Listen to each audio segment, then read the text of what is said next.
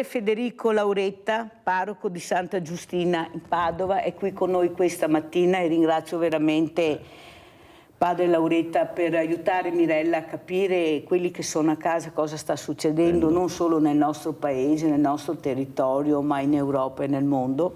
Saluto, vediamo se c'è anche la Presidente Adele Biondani della Fondazione Banco Alimentare che voi conoscete di Verona. Grazie Presidente di essere qui. So che è collegata da Londra, mi sembra che lei sia a Londra questa mattina, perciò la ringrazio ancora di più. Allora, ho iniziato...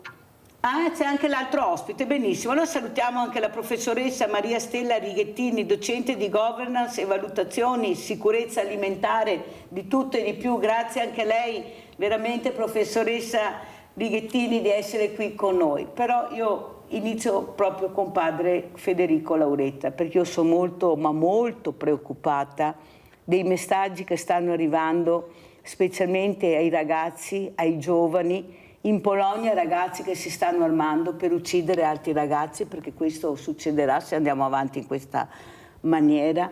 I messaggi veramente di odio, di vendetta, contro chi e per quale motivo sta succedendo questo? Alla fine, Padre Lauretta, qual è l'obiettivo? Non di poche, ma comincia a essere un numero consistente di persone che vogliono un mondo diverso, un mondo fatto di armi, di odio, di vendette, di invidia, di soldi. Cosa vede lei dalla sua angolazione, Don Federico? Beh, anch'io sono molto preoccupato di quello che sta succedendo e c'è il buon vecchio adagio latino, divide et impera, quindi credo che un mondo unito fa paura a qualcuno, a quei pochi che in nome come sempre della logica del potere, che poi è una logica del potere economico, perché in realtà una guerra economica è già in corso da anni.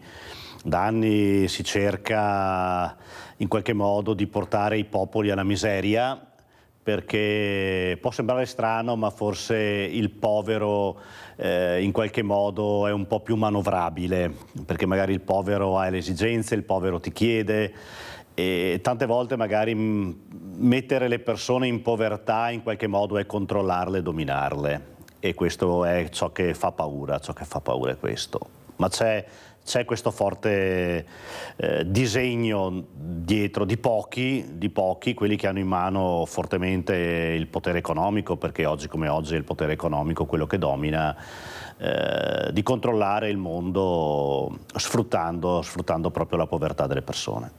Sentiamo cosa ne pensa anche la Presidente Biondani, questa Presidente invece che è cresciuta in una famiglia che faceva i ponti per la pace, per aiutare. Io vorrei ricordare questo padre, questo papà, questo dottor Biondani, questo Presidente che aveva visto lungo, che già aveva capito che bisognava aiutare in qualche maniera. E come? Specialmente con i banchi alimentari, perché la prima cosa è la fame, avete visto? È la prima cosa che manca quando iniziano le guerre, come inizia la povertà. Ecco, allora, Presidente Biondani, lei gestisce questo banco alimentare, adesso è una fondazione Biondani e ha fatto benissimo a fare questo, ecco, anche per ricordare questo grande uomo, che non dobbiamo dimenticarci, anch'io, che se riesco a fare questo è merito di questo uomo e di altri come lui che hanno visto molto lungo. Prego, Presidente. Allora, intanto mi permetto di correggere, io sono presidente del Banco Alimentare del Veneto, non del nazionale, sì. Quindi che sia, sennò poi ci sono. Ma certamente il cibo, l'alimento è sempre stato, da sempre è lo strumento da un verso positivo per poter entrare in contatto con le persone in difficoltà e dall'altro negativo per poter mettere le persone in difficoltà e quindi dipendenti da chi invece il cibo ce l'ha. È certamente una cosa che stiamo vedendo anche noi sul nostro territorio, cioè c'è una forte crescita di necessità delle persone perché il costo della vita è sempre più alto e le entrate non sono sempre le stesse, per cui banalmente la differenza si vede proprio anche nelle persone che non necessariamente sono in forte difficoltà, però hanno bisogno di essere aiutate. Sentiamo anche cosa dice la professoressa Maria Stella Righettini. Prego, professoressa. Buongiorno a tutti, buongiorno. Buongiorno. Pronto? Mi sentite bene? Sì, la sentiamo bene, professoressa. Io non posso che sottoscrivere quello che è stato detto finora. Credo che io mi sto occupando di cibo e di politiche del cibo da diversi anni, prima dal punto di vista della sicurezza del cibo in sé, quindi delle potenzialità di contaminazione, pesticidi e tante cose che possono minare la salute dell'uomo, e più recentemente della sicurezza alimentare come diritto umano, come diritto a partecipare alla condivisione del cibo e alla disponibilità di cibo, che è un diritto universale, non dimentichiamocelo, stabilito dalla Dichiarazione universale dei diritti umani. E purtroppo quello a cui stiamo assistendo nelle aree di guerra in particolare è l'utilizzo del cibo come strumento di distruzione, e questo è veramente un grave problema umano, ma è anche un grave problema culturale non sottolineare che un diritto umano è manipolato ed è diventato uno strumento di morte.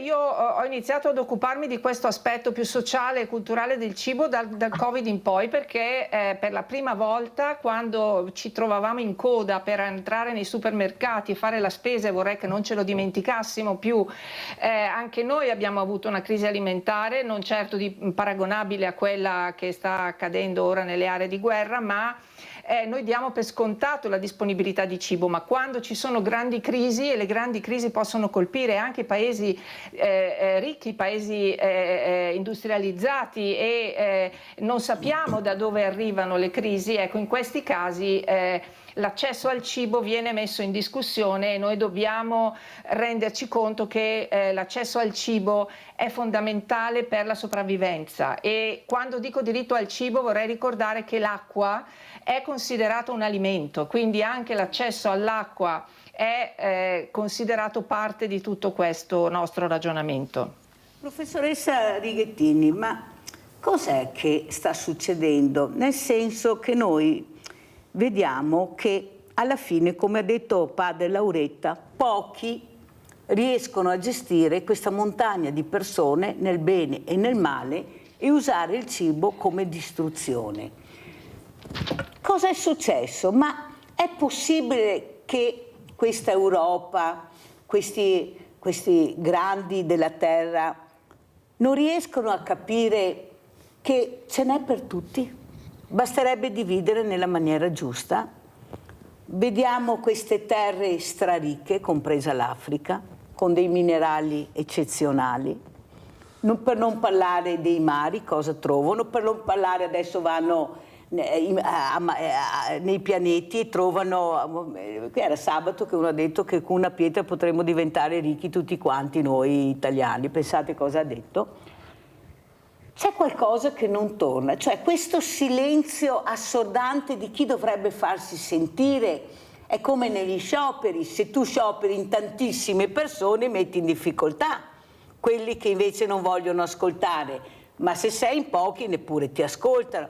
Non le sembra, professoressa, che ci sia un silenzio assordante invece chi dovrebbe veramente fare le barricate? È del mondo intero che dovrebbe fare, unirsi, i famosi ponti che diceva Papa Francesco e che sta continuando Papa Leone XIV, fare questi ponti di pace, ma prima col dialogo, unirsi, trovarsi. Cioè, secondo lei, chi è che dovrebbe farsi sentire di più la propria voce perché questo non accada? Perché qui stanno calpestando il diritto internazionale dove è stato firmato, ma non sento queste prese di posizione da chi dovrebbe prenderle. Professoressa? Ma guardi, è una questione molto, molto complessa, e credo che in realtà il problema vero sia che ci sono intrecci di interessi molto, molto particolari, e quindi il diritto al cibo, la pace è intrecciata a interessi economici molto in parte chiari, in parte non del tutto noti neanche al grande pubblico, quindi è molto difficile capire perché non si discute abbastanza trasparenza nei mezzi di comunicazione, di informazione, sulla base di dati, di evidenze, e purtroppo la cittadinanza si fa idee anche a volte distorte della realtà, basandosi magari su anche bugie o false rappresentazioni della realtà che circolano sui social. Questo è purtroppo un grave problema, e credo che la questione dei ponti sia una questione che va costruita sicuramente nella società, va costruita attraverso istituzioni come il Banco Alimentare, come le parrocchie, come tante realtà che sul territorio sono da sempre impegnate nella costruzione di ponti tra persone, tra organizzazioni, tra istituzioni, ma poi ci sono dall'alto, diciamo così, spesso manca la capacità di fare sistema di questi ponti, cioè di creare una visione generale che valorizzi questi ponti.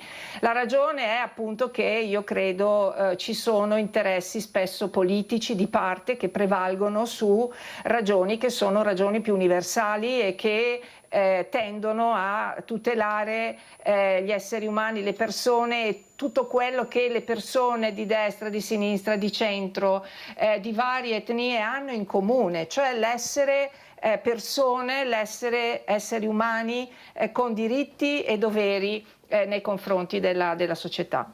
Abbiamo Leone da Trebaseleghe. Ciao Leone. Ciao Mirella, grazie, saluto tutti gli ospiti. Allora, se noi avessimo il diritto all'acqua non avremo problemi, perché tutti potrebbero prodursi il cibo. Allora la cosa più importante è l'acqua.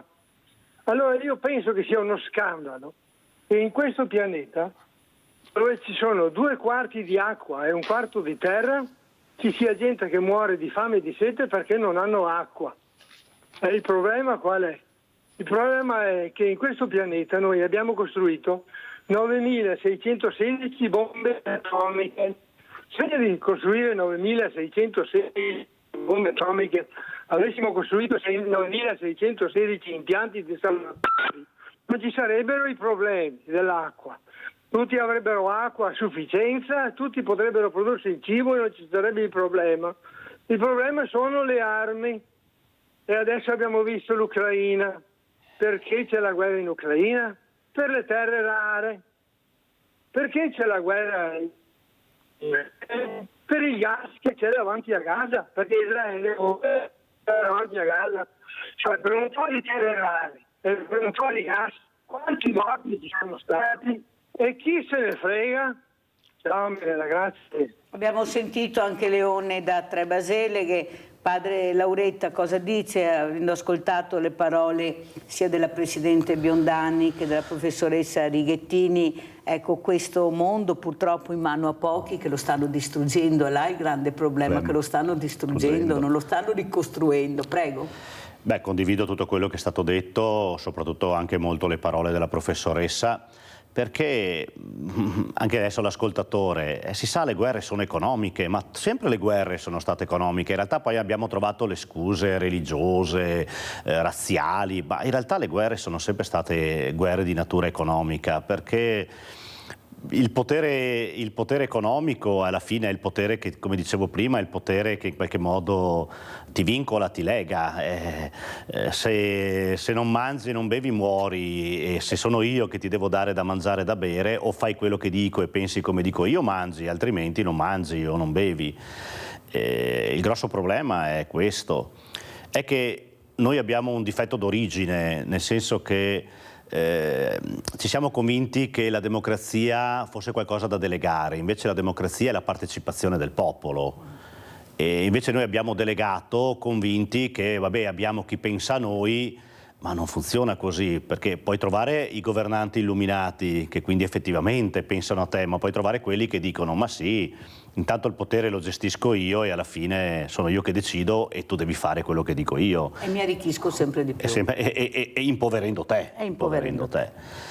E invece secondo me dovrebbe tornare ad essere la partecipazione. Allora ecco che ben vengano le associazioni di volontariato, tutte quelle realtà che in realtà cercano un'alternativa a questo sistema, e che purtroppo tante volte sono le realtà che poi sul campo sono quelle che risolvono i problemi, ma poi le istituzioni non è che tanto le aiutano e le sostengono, anzi tante volte le vessano, perché anche alcune riforme che sono state fatte a volte tendono anche la riforma del terzo settore, insomma c'ha qualche lacuna, perché le associazioni di volontariato vivono di collette, vivono di carità, vivono di donazioni. I volontari sono volontari, però se tu li cominci a mettere regole, regolette, regoline, sì certo, per carità, è giusto una vigilanza, però vai anche a verificare che cosa effettivamente fa l'associazione, perché purtroppo tante volte certe associazioni di volontariato sono costrette a chiudere perché hanno una burocrazia enorme che non gli permette, come se fossero delle aziende, ma un'associazione di volontariato non è un'azienda. Ma non è finita qua, padre Lauretta, perché io sabato ho avuto proprio ospite l'avvocato Luca Pavanetto, che fa parte anche del mio direttivo, quale ha portato, ecco, il nuovo controllo che avverrà nei banchi alimentari, nel terzo settore specialmente, diciamo il terzo settore. Allora, Presidente Biondani, io non sono riuscita a parlare di questo sabato perché avevo tanti ospiti e non ce l'ho fatta. Però lei sa qualcosa? Io ho visto l'avvocato molto preoccupato di questi controlli che avverranno nel terzo settore, la responsabilità che avranno i presidenti come già non ce l'avessimo. Lei ne sa qualcosa di questi controlli che verranno? Nessuno ne parla. Se l'avvocato non veniva qua con questi fogli, che sono anche diversi, nessuno aveva parlato, nessuno ha detto niente. Sono tutti in campagna elettorale, a pensare di prendere voti sulla pelle però nostra. Prego, perciò svegliatevi, si chiama anche Sveglia Veneti. Prego. Ma allora, sono controlli che fanno parte della normativa. Purtroppo l'abbiamo già visto nel passato più recente, la burocrazia che hanno implementato con la riforma del terzo settore è assolutamente molto limitante, soprattutto per realtà come la nostra o come per realtà più piccoline che possono magari essere meno strutturate e quindi fanno più fatica a star dietro a tutte queste anche solo banalmente la questione dell'informatica, no? Se magari una struttura più grande come il banco alimentare può avere accesso a volontari che hanno una capacità di gestire un computer, mentre invece una realtà più piccolina come può essere una San Vincenzo parrocchiale, una Caritas parrocchiale, che insomma sono tutti persone molto volenterose che possono riuscire a fare, come dire, un gran bene sul territorio, ma non sono in grado di gestire un registro di carico e scarico dei prodotti informatico. Ecco, queste sono cose che secondo me dovrebbero essere messe un po' più all'attenzione di chi governa e chi legifera sul nostro settore, soprattutto perché va a distruggere un tessuto di volontariato che è stato preziosissimo nel tempo ed è ancora più prezioso oggi. Se noi ci ricordiamo il periodo del Covid che richiamava la professoressa Righettini, di cosa è stato il tessuto del volontariato sul territorio per la distribuzione del cibo anche a chi non poteva lavorare e quindi non aveva i soldi per andare a fare la spesa, insomma, dovrebbero porsi qualche domanda. Presidente Biondani, ma non le sembra che forse anche nei numeri non ci siamo? Perché tutti distribuiscono parrocchie tramite gli amministratori locali, tutti i sindaci vogliono il banco alimentare, dopo danno magari mezzo chilo di pasta e la persona secondo loro dovrebbe andare avanti, scusa Don Lauretta ma dico quello che penso, dovrebbe andare avanti, ecco, banchi indiretti. Non dovreste essere voi che siete proprio il cuore pulsante del banco alimentare a fare queste distribuzioni? Delle volte mi ritrovo che hanno più cose i banchi indiretti che quelli diretti, nel senso che quando arrivano le cose è poco rispetto a quello che poi avremo bisogno, che quello che poi dobbiamo comprare. Non è che forse dovremmo anche capire di fare un po' di chiarezza anche chi sono queste associazioni, cosa fanno? Ad esempio io ho avuto la presidente della Croce Rossa di Treviso la quale ha detto chiaramente davanti alla telecamera: io ad esempio come Croce Rossa penso che adesso sarebbe il momento che noi dovremmo fare più formazione invece che distribuire la borsa della spesa. È vero che siamo nati, però siamo anche cambiati nel tempo, il mondo è cambiato, forse noi dovremmo fare più formazione e cercare, ecco, di intrigare quei ragazzi a diventare magari infermieri.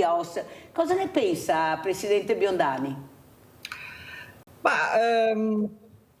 Allora, io credo che ognuno abbia, siccome stiamo parlando di volontariato, credo che ognuno debba in qualche modo seguire la mission per cui è nato e per cui crede sia attuale la sua mission. Condivido la posizione di Croce Rossa, di Croce Rossa Treviso, che diceva: siamo nati per una cosa, oggi facciamo altro. Non possiamo noi come Banco Alimentare pretendere di essere gli unici a ricevere il prodotto che viene donato, perché altrimenti non sarebbe possibile, anche in termini di gestione di risorse nostre, non saremmo in grado di supportare tutta la logistica, perché ripeto, noi ci basiamo sulle donazioni anche economiche per poter sostenere le nostre strutture. Come diceva prima padre Lauretta, non è che proprio abbiamo un grandissimo sostegno da parte delle istituzioni economico sul fronte proprio della struttura, i magazzini, i trasporti, l'energia elettrica. Sono tutte cose che insomma stiamo facendo un po' fatica a sostenere. Quindi ben venga che ci sia una diversità di azione, perché magari anche sul territorio è più facile da raggiungere le piccole quantità e non le grandi quantità. Però se ci fosse un po' più di coordinamento e di attenzione da parte delle istituzioni al sostegno di queste realtà, sarebbe utile anche e sarebbe magari più facile coordinarci. Professoressa Righettini, lei si occupa di cibo, ma non le sembra che sprechiamo tanto cibo, anzi lo buttiamo tutti i giorni, la carne, formaggi, biscotti, perché è in scadenza, poi chissà cosa ci danno da mangiare, vediamo cosa mangiamo, è inutile che ce la raccontino bene, per carità un controllo ci vuole. Sembra che stanno un po' esagerando nel far vedere che il mondo non gira come vogliamo noi, ma gira come vogliono loro. Tutto questo cibo che viene buttato tutti i giorni. È possibile, professoressa, non riuscire a fare qualcosa? Perché guardi, come ha detto la Presidente Biondani, non è che noi dobbiamo veramente, che abbiamo questi sostegni, cioè se non ci fosse il 5 per 1000, se non ci fossero questi aiuti dai privati, non so dove andremo a finire, perché i soldi per fare questo a noi non arrivano. Io faccio vedere il 5 per 1000 cosa faccio, perché penso sia anche giusto, perché sono soldi pubblici che vengono dati dai cittadini e abbiano anche il piacere di vedere come spendiamo i loro soldi. Però c'è qualcuno che non ascolta, cioè sente ma non ascolta. E noi ci ritroviamo in queste condizioni, tantissimi che distribuiscono. Io capisco la Presidente Biondani, ma se la parrocchia non è in grado di distribuire perché ha poco, che vada al Banco Alimentare, cioè, dobbiamo unire più le forze, perché poco e anche diviso in tanti diventa ancora meno. Prego, professoressa. Quello che normalmente accade, questo l'ho visto anche nei miei studi in questi ultimi anni, è che durante la crisi acuta, quando c'è la vera difficoltà, è più facile trovare coordinamento e trovare collaborazione tra enti del terzo settore e istituzioni, perché io ho studiato queste cose a livello locale in Veneto e anche in altre regioni, ed effettivamente il terzo settore è stato il motore per aggiornare la conoscenza da parte degli enti locali dei bisogni sul territorio, che erano conoscenze datate, basate su come dire, dati anche molto spesso superati. Ma giustamente lei, Mirella, diceva ci sono tanti aspetti come lo spreco alimentare che sono un paradosso nella nostra società, perché da un lato abbiamo società in cui manca il cibo e dall'altro società in cui abbonda il cibo, e dove per esempio in termini di sicurezza alimentare uno degli effetti indotti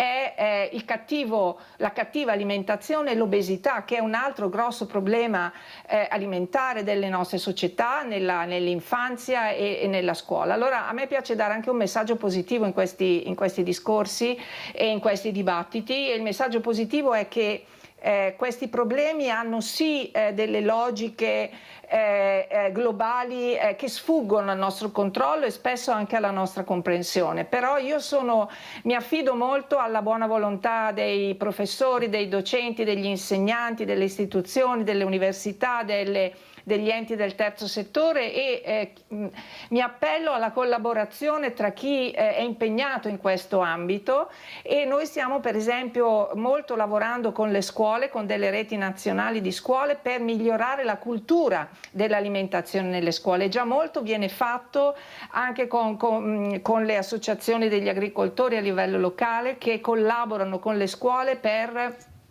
migliorare la comprensione dei ragazzi, che sono il nostro futuro, di questi problemi. E la comprensione vuol dire che loro sono più attenti anche al consumo, sono più attenti allo spreco e anche alla qualità di quello che mangiano. E tanto per fare un esempio, una mia collega una volta mi ha detto: guarda, mio figlio un giorno mi ha chiesto: mamma, mi dai la merenda per andare a scuola? E dice: io ho preparato il solito panino con il salame e volevo metterglielo in cartella. E quando lui ha visto il panino con il salame dice: no mamma, il panino con il salame no, il salame mi fa male, dammi della frutta e dammi della verdura. E la mamma si è anche impressionata favorevolmente di questa cosa, e questa mia collega mi ha detto: io ho rivisto anche la mia logica di fornire a mio figlio la merenda, e ho imparato a usare altri prodotti e dare a mio figlio altre cose da mangiare per la merenda a scuola. Ecco, io credo molto in queste dinamiche che sono basate sui comportamenti individuali, perché non dimentichiamoci che alla fine le cose cambiano se c'è l'impegno delle persone, e questo impegno ovviamente quanto più è allargato e quanto più è cresce, e tanto maggiore è la opportunità che potremo avere e abbiamo di far sì che le cose vadano in modo migliore. Anche la partecipazione richiamata poco fa da padre Lauretta è basata sulla comprensione dell'importanza della partecipazione. E dove cresce questa comprensione? Cresce all'inizio della propria esperienza, cresce da ragazzi, cresce perché quando siamo adulti forse è già un po' troppo tardi. Padre Lauretta, è vero anche quello che dice la professoressa Righettini, però io non devo essere fortunato ad avere quella scuola, quell'insegnante, quella famiglia. Io devo avere quello che mi spetta di diritto, e lo dico tutte le mattine: crescere bene, essendo ascoltato, rispondendo ai perché fin da piccoli di questi bambini, accompagnato in un percorso educativo. Ma non mi sembra che tutta la scuola faccia questo. Io ho tanti studenti che dicono: ascoltateci di più, lo dicono ai loro insegnanti, ai loro professori. Ho professori, docenti che vengono in trasmissione che dicono: guarda Mirella, noi tutte le mattine come salissimo sul Monte Bianco, vediamo tutto. Voler capire però se vogliamo scendere, come scendere per andare incontro a quelle fragilità che vediamo, perché ci accorgiamo che ci sono, li vediamo subito, e purtroppo molti miei colleghi non lo fanno. Ecco, l'ha detto qui davanti alle telecamere un docente giovane che invece ha la passione dell'insegnamento. Cosa dice? Allora questi ragazzi sono in balia di cosa alla fine? Beh, io sono figlio di 2 insegnanti, quindi mio papà e mia mamma erano entrambi professori alle superiori a Feltre, quindi il mondo della scuola lo conosco molto bene. E ogni tanto, anche quando mi trovo a parlare, anche a qualche conferenza, dico che in passato c'era il patto educativo tra le 4 principali istituzioni del paese, perché la scuola, la chiesa, la famiglia e lo Stato, e anche lo sport, perché metto come istituzione anche lo sport, c'era un patto educativo, cioè tutte e 5, anche se magari potevano avere delle visioni diverse, però tutte e 5 collaboravano per la crescita del cittadino. Quindi tu ricevevi l'educazione a scuola, ricevevi l'educazione a casa, ricevevi l'educazione la maggior parte in chiesa, la ricevevi anche dalla società civile, cioè c'era una società che ti educava, l'educazione civica, che adesso non insegnano neanche più, anzi oggi c'è la maleducazione civica, perché basta girare per le strade della città e ti accorgi che c'è la maleducazione civica, dico. E anche lo sport, perché a livello di ragazzini più che allenatore era un educatore. Però pian pianino abbiamo cominciato a disgregare prima la famiglia, poi abbiamo disgregato la scuola, poi abbiamo disgregato lo sport, anche la chiesa in qualche modo, e quindi questi ragazzi si trovano praticamente in balia di tutto. Cioè, prima c'era in qualche modo un argine, c'era un filtro, le cose venivano filtrate, si cercava di creare una coscienza critica. Adesso basta pensare al mondo dei social, sei in balia di tutto e di tutti, non c'è un argine, non c'è niente. Ci sono perfino gli amici virtuali, fidanzati virtuali, sta arrivando di tutto e di più. Ci mancava l'intelligenza artificiale, che per carità andrà benissimo anche all'interno degli ospedali, non dico di no, anzi funzionano bene di più, però bisogna capire anche l'etica, dove la mettiamo, in quale contesto, perché sennò non ne andiamo veramente fuori. Presidente Biondani, ecco è caduta, perché d'altra parte in Inghilterra non è così semplice, però professoressa Righettini, come mai questo mondo del volontariato, poi lo chiederò sia alla Presidente Biondani, se riusciamo a rifare il collegamento, che a Padre Lauretta, ha bisogno di giovani e non li troviamo, ci sono pochissimi giovani che si avvicinano al mondo del volontariato, abbiamo figure sempre più diversamente giovani. Io penso che non è che loro non vogliono fare i volontari, è che non riusciamo a intrigarli come abbiamo agito fino adesso. Loro vogliono essere intrigati, vogliono essere loro i protagonisti, magari sbagliando, però loro i protagonisti. Perché la Croce Rossa ha tanti ragazzi giovani? Perché li intriga, li fa lavorare subito, li mette nel pezzo. Noi invece facciamo le lezioncine in classe, che vanno benissimo, per carità, però dopo alla fine si ritrovano con un pugno di mosche in mano, mentre dopo, secondo me, dovrebbero essere accompagnati dove c'è il mondo del volontariato, far vedere cosa c'è. Io ho avuto una presidente dell'AIM, mi sembra, che ha detto: Mirella, nel momento che sono arrivati a vederci, a vedere cosa facciamo all'ospedale, sono diventati tutti quanti volontari, 20 ragazzi tutti volontari, e fino a prima non riusciamo ad averli. Cosa dice professoressa Righettini? Forse dobbiamo fare un passo più in là, capire forse questi ragazzi vogliono essere protagonisti, essere loro che gestiscono anche queste cose, provare, vedere dove sono più orientati. Prego professoressa. Sì, sono assolutamente d'accordo, però credo che per orientare e ingaggiare i giovani e soprattutto motivarli a interessarsi, a lavorare per il bene comune, diciamo così, forse occorre anche dismettere questa idea che nel passato era tutto bene e il presente invece è affetto da mali incurabili come il digitale, per carità, io sono assolutamente convinta che ci sono degli aspetti negativi in alcune manifestazioni, ma sono oggi aspetti negativi di oggi, ma anche nel passato c'erano problemi e negatività tanto quanto, e vorrei ricordare che la classe dirigente di oggi è quella cresciuta con il famoso patto educativo. Quindi se dovessimo prendere oggi l'esempio di chi è cresciuto con quel patto educativo, io non vedo oggi nel panorama istituzionale pubblico tutti questi esempi, diciamo, immacolati di capacità di creare il bene comune. Vedo anzi un grande fanatismo, una grande volontà di visione.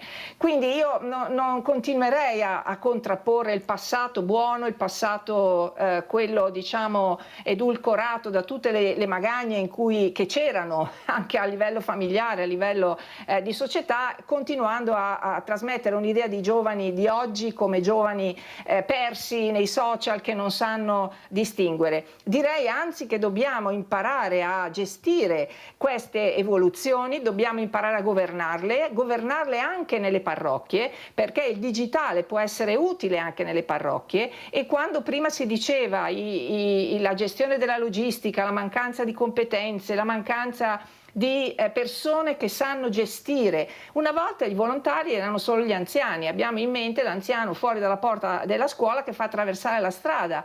Durante il Covid è emerso una forza di volontariato più giovane che sa usare i social. Bene, allora diciamo usiamo questi social, ma usiamoli per fini sociali, per fini comuni, e non abbandoniamo i giovani in questa ideologia del tutto cattivo, tutto malefico, che non fa che acuire i problemi e non aiuta i giovani a venire fuori da questa trappola e a trovare un proprio ruolo nella società e nelle politiche che a livello locale si sviluppano in maniera anche positiva per costruire valori comuni e beni comuni. Ecco, questa è la mia idea.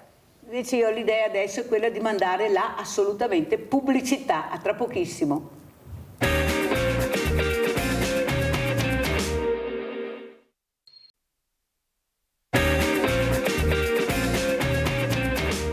Compadre Federico Lauretta, apriamo questa seconda parte con anche con la professoressa Righettini, Maria Stella Righettini, per capire, ecco, anche noi di riuscire a fare questi ponti tutti insieme, perché io sono convinta che tanti ponti forse riusciremo a salvare questa umanità che è allo sbando totale. Ecco, io ho quell'immagine di quel bambino con la sorellina sulle spalle che chiede alla mamma aspettaci, aspettaci. Guardate che oppure quel bambino sulla spiaggia morto e qualcuno ancora continua a incitare l'odio contro il diverso, contro il fragile, il debole, perché è facilissimo. Qual è il problema? Me la prendo avete mai visto che se la prendono coi forti? Guai toccare le banche, perché le banche sono forti, o già toccare la popolazione, quella più fragile, quella più debole. Ecco, lo vediamo queste immagini, so che vuole dire anche qualcosa la professoressa Maria Stella Righettini. Prego, padre Lauretta. Ecco qua le immagini della Madonna dei Miracoli, questa importante, imponente manifestazione di persone, ma quanta gente c'era. Adesso vedremo le immagini. Padre Lauretta. No, volevo un attimino chiarirmi con la professoressa. Quando parlavo di patto educativo non è che intendevo uno schema prefissato. Io quando parlo di patto educativo intendo dire che c'era un dialogo tra queste 5 realtà, un dialogo che oggi non c'è più.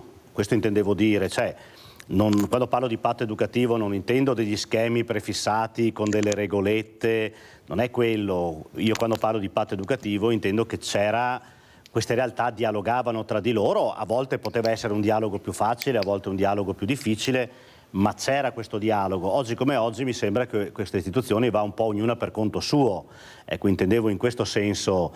Certo che poi appunto il dialogo segue anche l'evolversi dei tempi e quindi anche l'evolversi della società, ma l'importante è che ci sia questo dialogo. Io oggi come oggi vedo la fatica anche nel mio campo, vedo tanta fatica nel trovare il dialogo, ognuno resta un po' chiuso nella sua posizione e si fa fatica a sedersi tranquillamente e a cercare di ragionare insieme, ecco, su cosa si può fare effettivamente. Ecco, io intendo in questo senso, ecco, era in questo senso che io intendevo. E questa Madonna dei Miracoli, queste tantissime persone che vengono da tutte le parti per presenziare a questa solennità, perché è una solennità, è una giornata solenne, cosa dice padre Lauretta? Beh, questa è una cosa bella, perché anche a livello di fede noi siamo arrivati a pensare che la fede sia solo una questione concettuale, ideologica. In realtà qui invece si vede la cosa più bella, perché sono le emozioni che vengono messe in gioco, le emozioni che ci appartengono, quindi il camminare insieme, il toccare, il vedere, cioè anche a livello della fede abbiamo un po' perso questa cosa qua, abbiamo tutto concettualizzato, tutto strutturato, e invece la fede richiede anche le emozioni, i sentimenti, la gioia, il dolore, che sono cose che ci appartengono, perché queste non le possiamo escludere dalla nostra vita. La gioia e il dolore non le possiamo escludere. Come la vita e la morte. Come la vita e la morte. Ecco, quindi è molto bello recuperare anche queste dimensioni. Ecco. Guardate quante persone hanno partecipato, guardate, incredibile. Perché una persona... Ma allora, padre Laurete, non è vero che i valori non ci sono più, bisogna vedere di cosa si parla quando si parla di valori, perché cosa vuol dire valore? A vedere in quale contesto prendi e nomini questa parola. Prego, padre. I valori sono, almeno dal mio punto di vista, i valori sono, possiamo dire, un po' il volano che alimenta la vita di ciascuno. Ognuno può avere i suoi valori. Ovviamente io da credente ho i valori da credente, che sono la solidarietà, sono l'amore fraterno, sono la pace, sono l'accoglienza, perché questi sono i valori che Gesù ha insegnato. C'è poco da fare, possiamo girarci intorno, ma il Vangelo è questo, l'ho detto anche ieri in omelia. La logica del Vangelo è la logica dell'amore gratuito di Dio, ed è un amore per tutti, perché l'amore di Dio ha amato tutti, anzi Dio dice di amare anche i nemici. Infatti mi è piaciuto, in mezzo a tutta, stata una cosa bellissima, che in mezzo a tutta questa polemica che si è scatenata intorno alla morte di questo americano, che sarà stato ultracattolico, ma lasciamo stare questo, mi piace che la moglie ha detto sì, ma Gesù ha insegnato il perdono e quindi io perdono. Il suo messaggio di pace. E questo ha spiazzato tutti. La moglie, che forse è quella che più di tutte poteva provare, ha detto no, perché siamo credenti, siamo veramente credenti, siamo convinti di quello che crediamo, benissimo, io perdono, perché Gesù avrebbe perdonato, mio marito avrebbe perdonato. E questo ha spiazzato tutti, ha decisamente spiazzato tutti. Non è che forse ha anche capito che il messaggio che stavano dando in molti che cavalcavano questa morte, ecco, stava degenerando in odio, e questo non andava bene. Forse è anche giovane, poi ha dei figli questa donna. Sì. Ma non è il messaggio cristiano, io lo dico, non è il messaggio cristiano. Gesù non è facile, lo sappiamo, ma Gesù ci ha insegnato a perdonare, ci ha insegnato ad essere misericordiosi. Questo è l'insegnamento di Gesù, è chiaro su questo. Siamo noi che poi ci giriamo attorno, no, no. È chiaro, Gesù ha detto dovete amare anche i nemici. Gesù sulla croce ha perdonato i suoi crocifissori, c'è poco da fare. Non è facile, lo sappiamo. Io per primo dico a volte, mamma mia, se qualcuno mi pesta i piedi mi arrabbio, però poi alla fine dico ma il Signore non ha agito così, anche perché se il Signore volesse essere vendicativo forse non saremmo qui a parlare tra di noi adesso, insomma. Rinaldo da Venezia, vai Rinaldo. Ciao Mirella. Ciao. E buongiorno al tuo ospite. Volevo dire al padre: caro padre, anche a me sono credente, però vedendo che nel mondo che c'è 50 guerre, se scannemo uno con l'altro, posso dire che dove sei il Signore? Non c'è Dio vede cosa che siamo Dio a fare degli altri, che se copriamo, se massiamo. Chi siamo? Siamo fedeli, siamo credenti, andiamo in chiesa e poi se copriamo uno con l'altro. Non c'è colpa del Signore, è logico. Ma se poi fa per me queste robe, che lo faccia, è un scempio, mica 89 anni, va bene, ma un periodo come questo, sono nato come guerra, ma un periodo come questo cattivo nell'anima proprio, non l'ho mai visto. È una roba allucinante, padre, perché il bastone ai greci, un povero disgraziato avanti a te. Ma dove siamo arrivati? I fiori si bastona, corteai addirittura. E dopo dire, ma no, sono bambini. Quali bambini? I bambini abbiano tagliare le mani, non fa più niente, come chi fa in Arabia che non è. Ti vai a grata, ti taglia le mani, non ti rovi più. E il perdono è giusto, perché se è vero, è una bella soluzione, che anche a te ripaga l'anima, perché colpare un'altra persona non mi pare che sia la soluzione migliore. Però dovremmo diventare più buoni dentro il cuore noi altri e dimostrarlo fuori, esternarlo, dando una mano a chi ha bisogno, alla povera gente. Allora, mi sono una certa età, sono anche ma adesso che ho 6 anni, vedo la vita su un'altra maniera. Perché? Perché vedo, mi passa per mente tutto quello che ho fatto, che sono arrivato alla fine. E ora? Adesso divento buono, ma mi ero buono anche in principio, perché ho sempre avuto un certo riguardo, perché voglio aiutare suore, canini, un po' di tutto su quello che potevo. Ma mi sento tranquillo perché penso che nella vita, se ti agisci bene, in cuore resta qualcosa del bello, Grazie Rinaldo, fammi andare avanti perché sono anche in chiusura, devo salutare anche gli ospiti. Presidente Biondani, si parlava di valori, il valore di donare, di proprio cercare di aiutare le persone in difficoltà. Questi sono i valori, ma i valori nascono anche se cresci in una famiglia che ha dei valori, ma se questi genitori non li hanno, come facciamo a crescere questi ragazzi?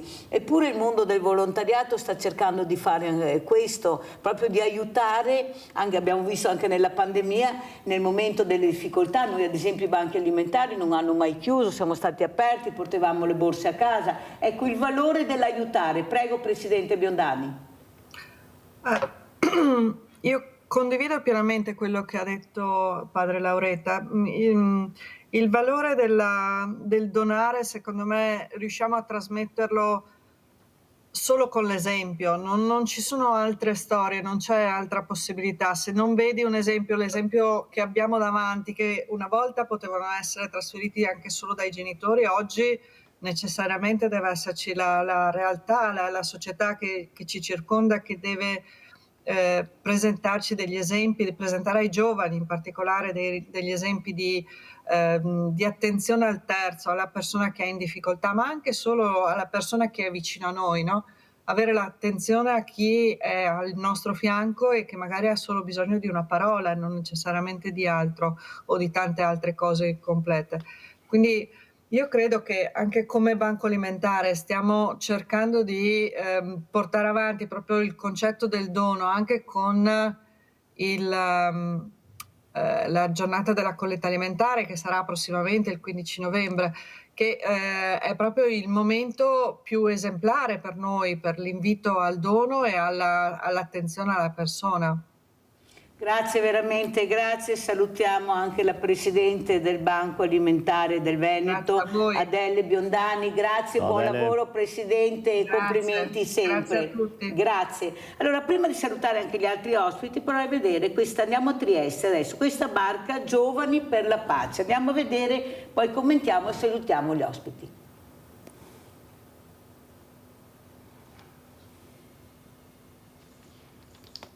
Allora, padre Lauretta, in attesa che arriva a riprendersi, eccolo qua.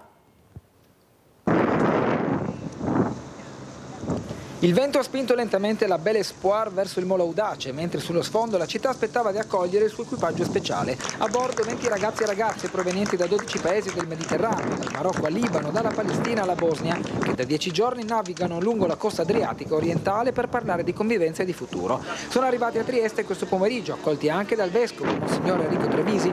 Fino a domenica 17 agosto resteranno in città, portando con sé un bagaglio fatto di lingue diverse, storie personali e la voglia di costruire ponti tra sponde spesso lontane. Questa esperienza è un'esperienza semplice di condividere il quotidiano e scoprire l'alterità degli altri, ma anche che abbiamo tutti un po' in comune e si vive così sulla nave con il ritmo del quotidiano, fare la cucina insieme, contemplare il mare oppure solo discutere su delle tematiche.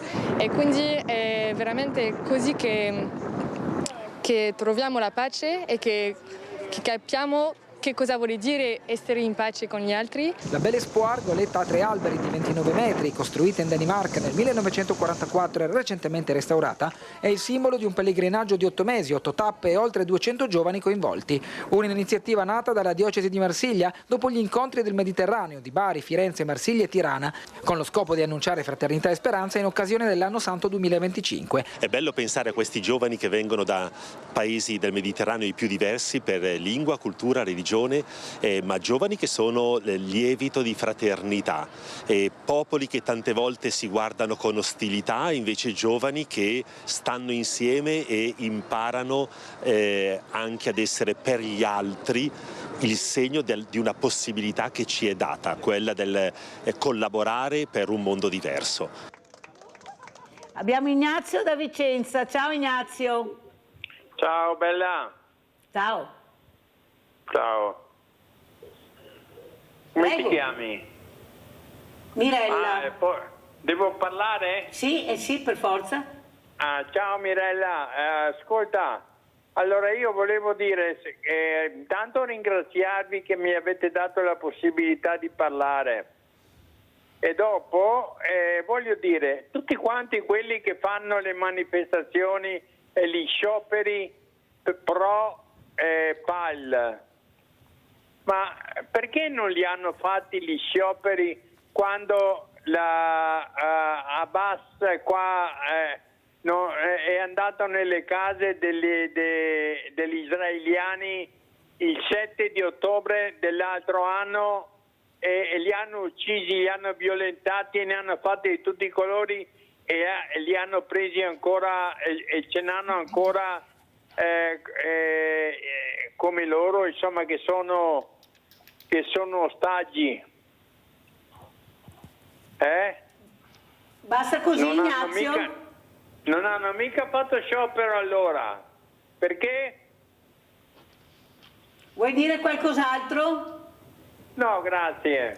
Grazie Ignazio, allora risponderemo a Ignazio con la professoressa Righettini, poi con il padre Lauretta, sentiremo come commentiamo. Penso che Ignazio sia anche un diversamente giovane, da voce a quello che ho capito, ecco, che si ricorda questa data terribile del 7 ottobre. Prego professoressa Righettini. Sì, grazie. Vorrei tornare, io mi occupo molto di politiche pubbliche, quindi quando parlo di cibo, di fratellanza, eccetera, mi occupo molto di come le istituzioni pubbliche traducono questi principi e questi valori in iniziative politiche o in politiche pubbliche, cioè interventi, servizi, eccetera. E allora, allineandomi a quello che hanno detto padre Lauretta e la dottoressa Biondani, vorrei dire che i valori possono essere delle vuote, mere parole retoriche o delle reali impegni e delle testimonianze come dire, che testimoniano il senso di questo valore, fratellanza, perdono, responsabilità.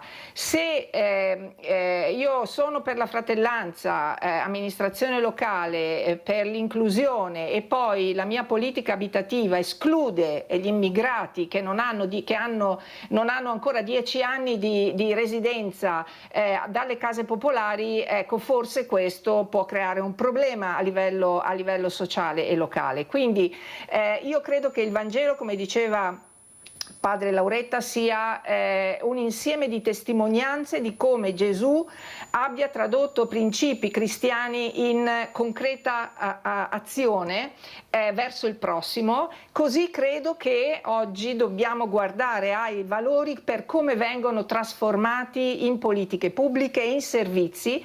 E qui voglio tornare a un discorso sul terzo settore, perché la riforma del terzo settore introduce una cosa che a me sta molto a cuore, che è la valutazione degli impatti e dei risultati. Credo che questo sia molto importante. È difficile sapere come fare questa valutazione. Noi all'università insegniamo ai nostri ragazzi come si valuta l'impatto sociale degli interventi, ma credo che sia un dovere anche del terzo settore valutare l'impatto del proprio intervento, e questo vuol dire trasformare la mera dichiarazione di adesione a dei valori in testimonianza di quanto realmente si fa e si concretizza sul territorio. Il Banco Alimentare, per esempio, tutti gli anni pubblica i propri dati, quante persone ha raggiunto, quante famiglie, eccetera, eccetera, e pubblica anche dati sulla qualità di quello che raccoglie, perché sappiamo che anche nel dono ci può essere un problema. Per esempio, non posso pensare che io attraverso la raccolta alimentare possa distribuire solo cibo preconfezionato, certi tipi di alimenti e non altri, e questo è anche un problema legato alla logistica, come diceva prima la dottoressa Biondani.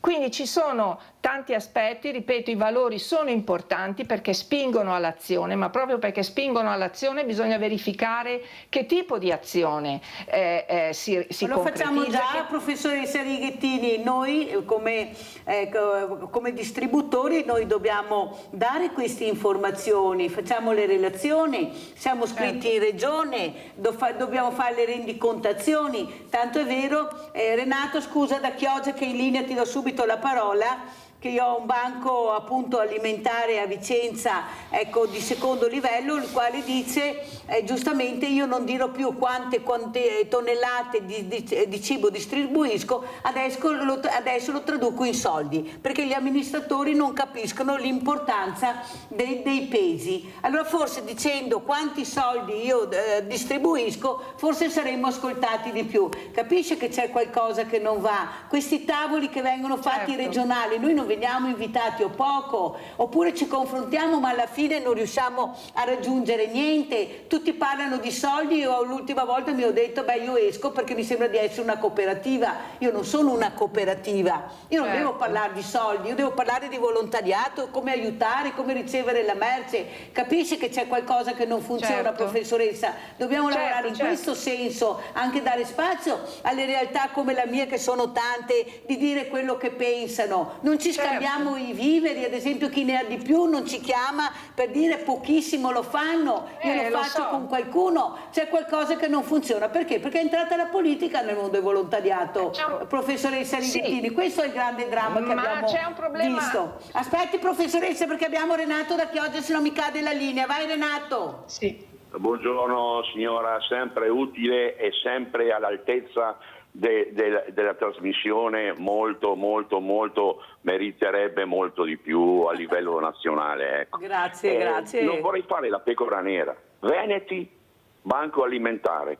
Veneti, da quello che ho capito ci sono anche abitanti veneti sul banco alimentare, con tutte le tasse che pagano i veneti, non dovrebbe resistere veneti che vanno al banco alimentare, pur appoggiando il banco alimentare, che sia ben chiaro. Poi dico, con tutto quel prodotto che hanno le grandi ditte che a fine anno fanno macero, si informi di questo, non gli dico cavolate, mi scuso un po' la voce, l'autunno si fa sentire, con tutto quel prodotto che le grandi ditte, non facciamo nomi, che fanno catering, fanno al macero, e dovreste essere strapieni di prodotto per aiutare i terzi, che poi non so se sono i quarti e i quinti, ecco. Per quanto riguarda l'ultima telefonata che è arrivata, mi associo a quel signore. Grazie, buongiorno, e siete sempre i numeri uno, grazie. Grazie a te Renato per l'incoraggiamento che ci dai, è molto importante. Allora, come terminiamo? Sono proprio in chiusura, professoressa, veloce, come ci saluta? Grazie. Ma saluto dicendo che le alleanze servono e l'università è sempre disponibile per alleanze con le istituzioni del territorio e per la formazione, ma anche per la, come dire, per l'indagine sulle cose che si fanno, sulle attività, eccetera. Quindi noi siamo sempre a disposizione. Invito chiunque, il Banco Alimentare o le parrocchie o altre associazioni di volontariato avesse bisogno di supporto in questa direzione a contattarci, e noi siamo assolutamente favorevoli ad un rapporto di collaborazione per migliorare anche la comprensione del pubblico nei confronti di tutto ciò che già si fa ma ancora si potrebbe fare. Grazie. Allora iniziamo, professoressa, a dire a tutti i grandi supermercati, che sono tantissimi, che tutti quanti devono assolutamente donare, perché ancora non lo fanno tutti quanti, lo fa una certa parte anche per la colletta alimentare. Guardi, ho appena discusso una tesi di laurea su questo argomento. Una mia studentessa si è occupata proprio in Veneto di 2 catene di supermercati e della eccedenze alimentari e delle donazioni. Quindi io, come dire, cerco sempre di indirizzare i miei studenti. Andiamo avanti in questo. Grazie alla professoressa Maria Stella Righettini, docente di governance e valutazioni sulla sicurezza alimentare, di essere stata con noi. Padre Lauretta si ferma ancora un po', pubblicità.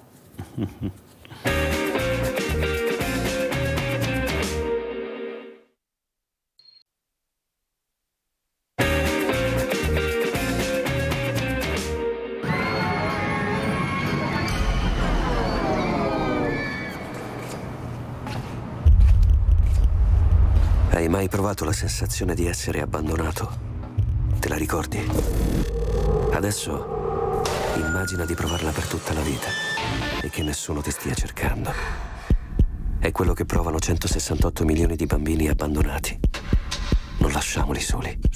Vai su AIB.it. Fai un sostegno a distanza. Papà, adesso Adesso posso vedere un po' di cartoni?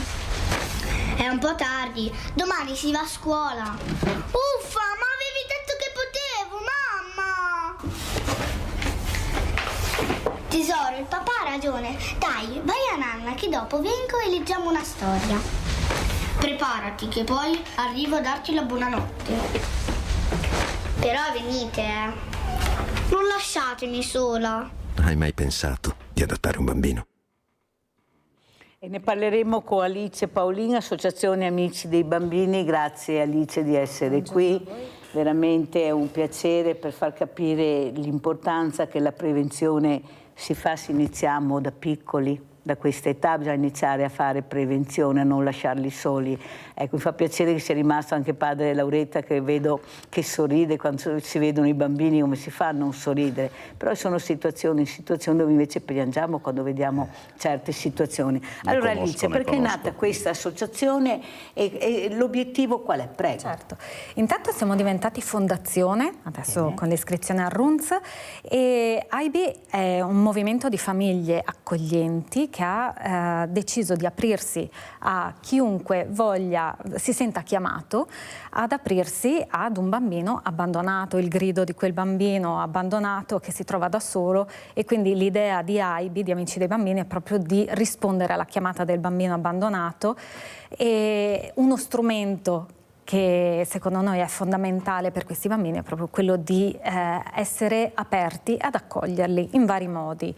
Ci può essere l'accoglienza proprio in famiglia, tramite l'adozione internazionale, l'affido familiare, l'essere tutori volontari di minori stranieri non accompagnati, oppure il sostegno a distanza, come appunto la bimba diceva. E ci sono varie soluzioni, vari strumenti che possono essere messi a disposizione e sono a livello di chiunque si senta toccato ma non si senta di diventare genitore di un bambino oppure affidatario, ma semplicemente dica: questo grido non lo lascio andare via, lo voglio catturare, lo voglio tenere con me, dare una piccola speranza ad un bambino che magari continuerà a vivere nel suo paese con quella famiglia, insomma, che ha dei problemi, la sua famiglia d'origine, però ha un pezzetto di radice che può diventare un albero. Ecco, questo è. Ne parliamo però, Alice, come mai l'adozione è così difficile in Italia e costa anche tanto? Perché non si riesce a fare quel passo in più, visto l'emergenza che abbiamo,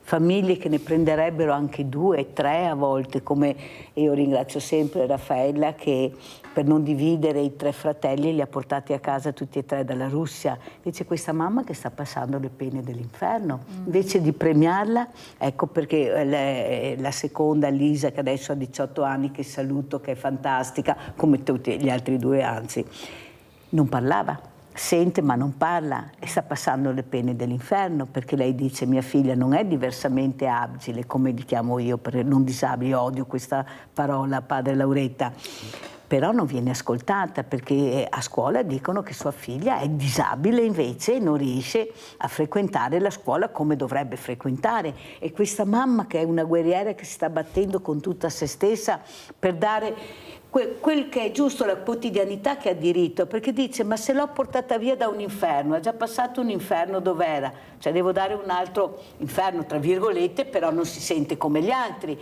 Ecco, cosa può dire Alice? Perché la politica non dà queste risposte? Ecco, noi andiamo sempre in America a copiare qualcosa, a struggersi per qualcosa, per qualcuno, mentre abbiamo delle situazioni anche in Italia che sono abominevoli. Prego. Allora, c'è da suddividere un po'. L'adozione può essere nazionale o internazionale.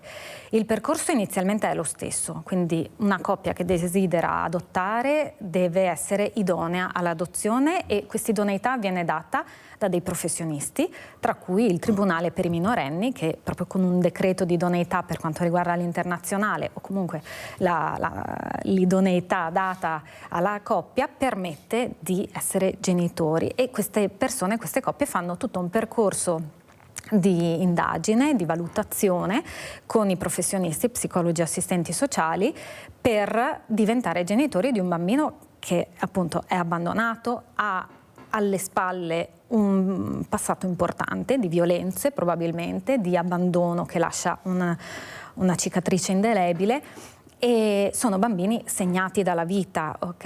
E molto spesso sono bambini che arrivano anche un pochino grandicelli, ci si aspetterebbe magari un bimbo un po' più piccolo, in realtà arrivano che hanno già 7, 8, 9, 10 anni. Sono bambini che non sono più così tanto appetibili da molte coppie che si aspettano ancora il frugoletto. Il ciso bello. Esatto. Con gli occhi azzurri, biondo con gli occhi azzurri. E quindi il lavoro che noi facciamo per quanto compete le adozioni internazionali, siamo un ente autorizzato per le adozioni internazionali, è quello di fare un bagno di realtà, spiegare alle coppie chi stanno adottando. Facciamo un corso che si chiama l'incontro con mio figlio, nel senso che deve essere esattamente la conoscenza di chi sono oggi i bambini che vengono adottati all'estero, nei vari paesi in cui siamo presenti, e sono bambini che appunto hanno passato anni con una famiglia disfunzionale, spesso violenta purtroppo, sono stati tolti dalla famiglia d'origine, da dei servizi sociali del paese. Che rimane sempre la sua famiglia comunque. La famiglia d'origine in realtà poi si fanno dei tentativi, anche qui il tempo purtroppo può portare ad un recupero della famiglia perché supportata dai servizi sociali del paese, oppure ad un certo punto si tronca il legame e si dice ok, questo bambino ha proprio bisogno di una mamma e di un papà che lo amino e quindi devono essere tolti da quella situazione e dati in adozione. Quindi serve un decreto di idoneità, un decreto di adottabilità. Si parlava prima, sono 168 milioni circa i bambini abbandonati del mondo, ma non tutti adottabili.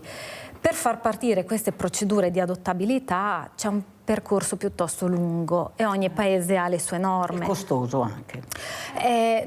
In molti paesi sì, cioè anche i servizi sociali che devono fare questo tipo di lavoro sono impreparati, un numero spropositato, cioè, o meglio, il numero dei bambini è spropositato rispetto alle forze e quindi arrivano in adozione internazionale pochi bimbi. E dall'altra parte qui in Italia, se questo si potesse cambiare, l'adozione internazionale è ancora a pagamento. Le coppie devono pagare dei servizi. L'ha spiegato bene Alice. Sì. Padre Lauretta, eppure potremmo aiutare, ecco, questo Papa Leone XIV che sta cercando di portare avanti i famosi ponti che ha iniziato a fare Papa Francesco, che io veramente lo ricordo con una nostalgia enorme, spero che si continui, soprattutto per far capire che il bambino ha bisogno di amore, il bambino non ha bisogno di burocrazia. Io voglio adottare, perciò tu puoi adottare, io ti accompagno nel percorso dove vai, quando arrivi, perché la famiglia ha bisogno, cioè il bambino che viene adottato, io ho vissuto queste situazioni con questi genitori, è difficile perché come dice Alice, sono bambini segnati, sono più grandi della propria età, hanno dei traumi pazzeschi, non è facile. Sì, l'amore dei genitori che si adottano vuol dire che vogliono avere una creatura, però bisogna accompagnarli dopo e qui bisogna dei servizi sociali, hanno bisogno di un supporto. Io direi magari 2 o 3 volte alla settimana andare a vedere com'è la situazione nella casa, non si fa Alice. Se non ci foste voi come associazioni io non so se riusciremo a parlare di questo, non so, perché è tabù puro. Nessuno vuole parlare di questo perché crea problemi. Padre Lauretta, ma creiamo problemi per parlare di amore e meno burocrazia? Non dovrebbe essere così, ma purtroppo è così. No, ringrazio anche Alice perché, allora, il bambino non è né un diritto né un dovere, è una persona. Dobbiamo partire da questo punto. E come ogni persona ha diritto dal momento in cui entra in questo mondo, anzi per me dal momento in cui viene concepito, io sono un credente, per cui per me un feto concepito ha già la dignità di persona umana.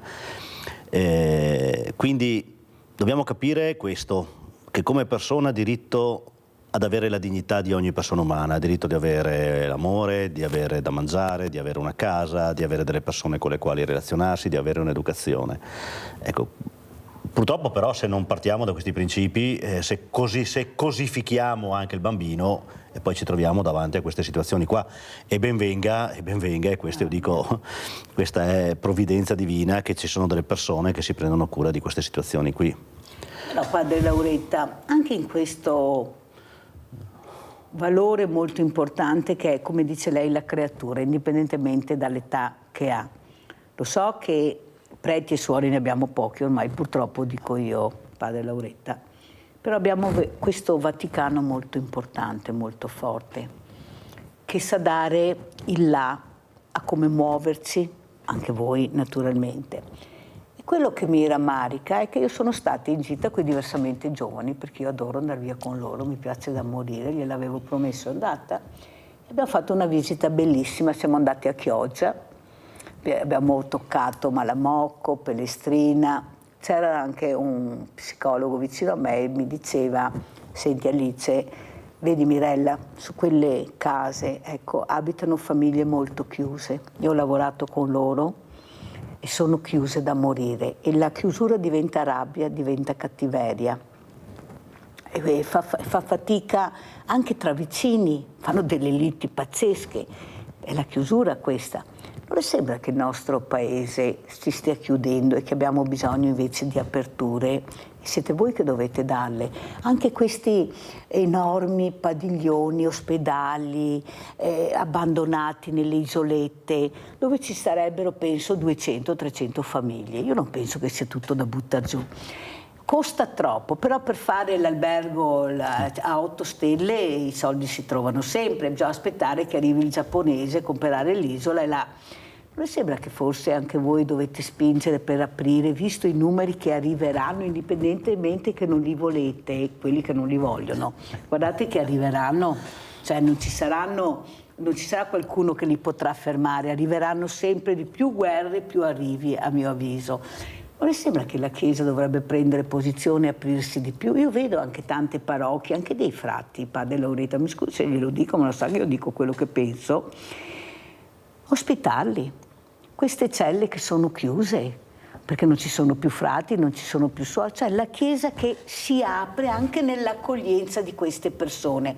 Non ce la faccio, ma c'è il mondo del volontariato che può aiutare con la borsa della spesa, ecco che arriva il mangiare, il vestire. Perché non si fa questo anche da parte di quei cattolici che poi si lavano la coscienza magari una volta all'anno con la colletta alimentare o la benedizione alla domenica a messa? Cioè bisogna che andiamo oltre, però padre Lauretta, perché nel silenzio certo. Non andiamo da nessuna parte. Certo, prego. Come dicevo prima, i valori o li incarni o non li incarni, c'è poco da fare. Il Vangelo lo puoi tenere o se lo lasci lì come un pensierino bello e resta lì, invece la nostra fede è una fede incarnata, quindi o il Vangelo lo incarni o secondo me vale poco se non lo incarni il Vangelo, resta una bella favoletta, insomma. Ecco, quindi per me questo è fondamentale. E poi, come ti dico sempre Mirella, per me la povertà non ha colore politico, non ha nazione. Il povero è povero, per cui quando c'è la fame, quando c'è la sete, quando c'è bisogno di tutto, devi essere disponibile a fare quello che si può. Ecco, quello che si può. Sono pienamente d'accordo con te su questo. Bisogna far squadra. Però qui dicevo, bisogna fare squadra, cioè bisogna tornare a prima, c'è poco da fare. O le istituzioni dialogano sul problema concreto. Che si diceva prima? Sul problema concreto, perché se tu non affronti il problema concreto e ognuno va per conto suo, la dispersione, però sappiamo che c'è qualcuno che vuole la dispersione. Certo. Infatti non ci fanno andare avanti, ci mettono sempre più paletti, abbiamo sentito noi i controlli. Ma cosa vuoi controllare? Che siamo già controllati, guarda veramente cosa è da controllare. Vai a controllare il mondo del volontariato, che è quello che tiene in mano il paese, perché c'è quello serio, quello che non ha bisogno di essere controllato, che c'è già il controllo. Ecco Alice, questi controlli, anche questa burocrazia che diventa sempre più potente, che mette sempre più paletti, forse qualcuno deve ascoltare. Adesso abbiamo noi il coltello dalla parte del manico, come col voto, andate a votare per cortesia, votate chi volete, ma votate, che è già un buon segnale, perché l'astensione non va assolutamente bene, anzi vince il più forte contro il più debole. Cosa dice Alice? Ecco, queste... Noi lottiamo contro la burocrazia ogni giorno, di sicuro. E quello che mi sorprende a volte è che quando le coppie iniziano il percorso adottivo sono tutte preoccupate dei documenti, che vadano bene, che siano accolti dall'altra parte del mondo, che tutto sia a posto, che non scadano, perché c'è anche il problema che i documenti scadono ogni tanto. E finita tutta questa corsa alle carte, si rilassano e iniziano a dire ok, adesso che mi assicuri che è tutto a posto, inizio a pensare davvero al mio progetto adottivo, alla mia idea di diventare genitori. E noi cerchiamo, soprattutto in questa fase, di accompagnare le coppie dicendo sì, però cerca di guardare entrambe le cose con serenità, perché fai tutto questo per tuo figlio, per arrivare al bambino. Lavoriamo insieme alle coppie passo passo proprio per aiutarle sia nelle carte, perché insomma cerchiamo in tutti i modi di agevolarle. Se non hai quelle non vai da nessuna parte. Purtroppo sì.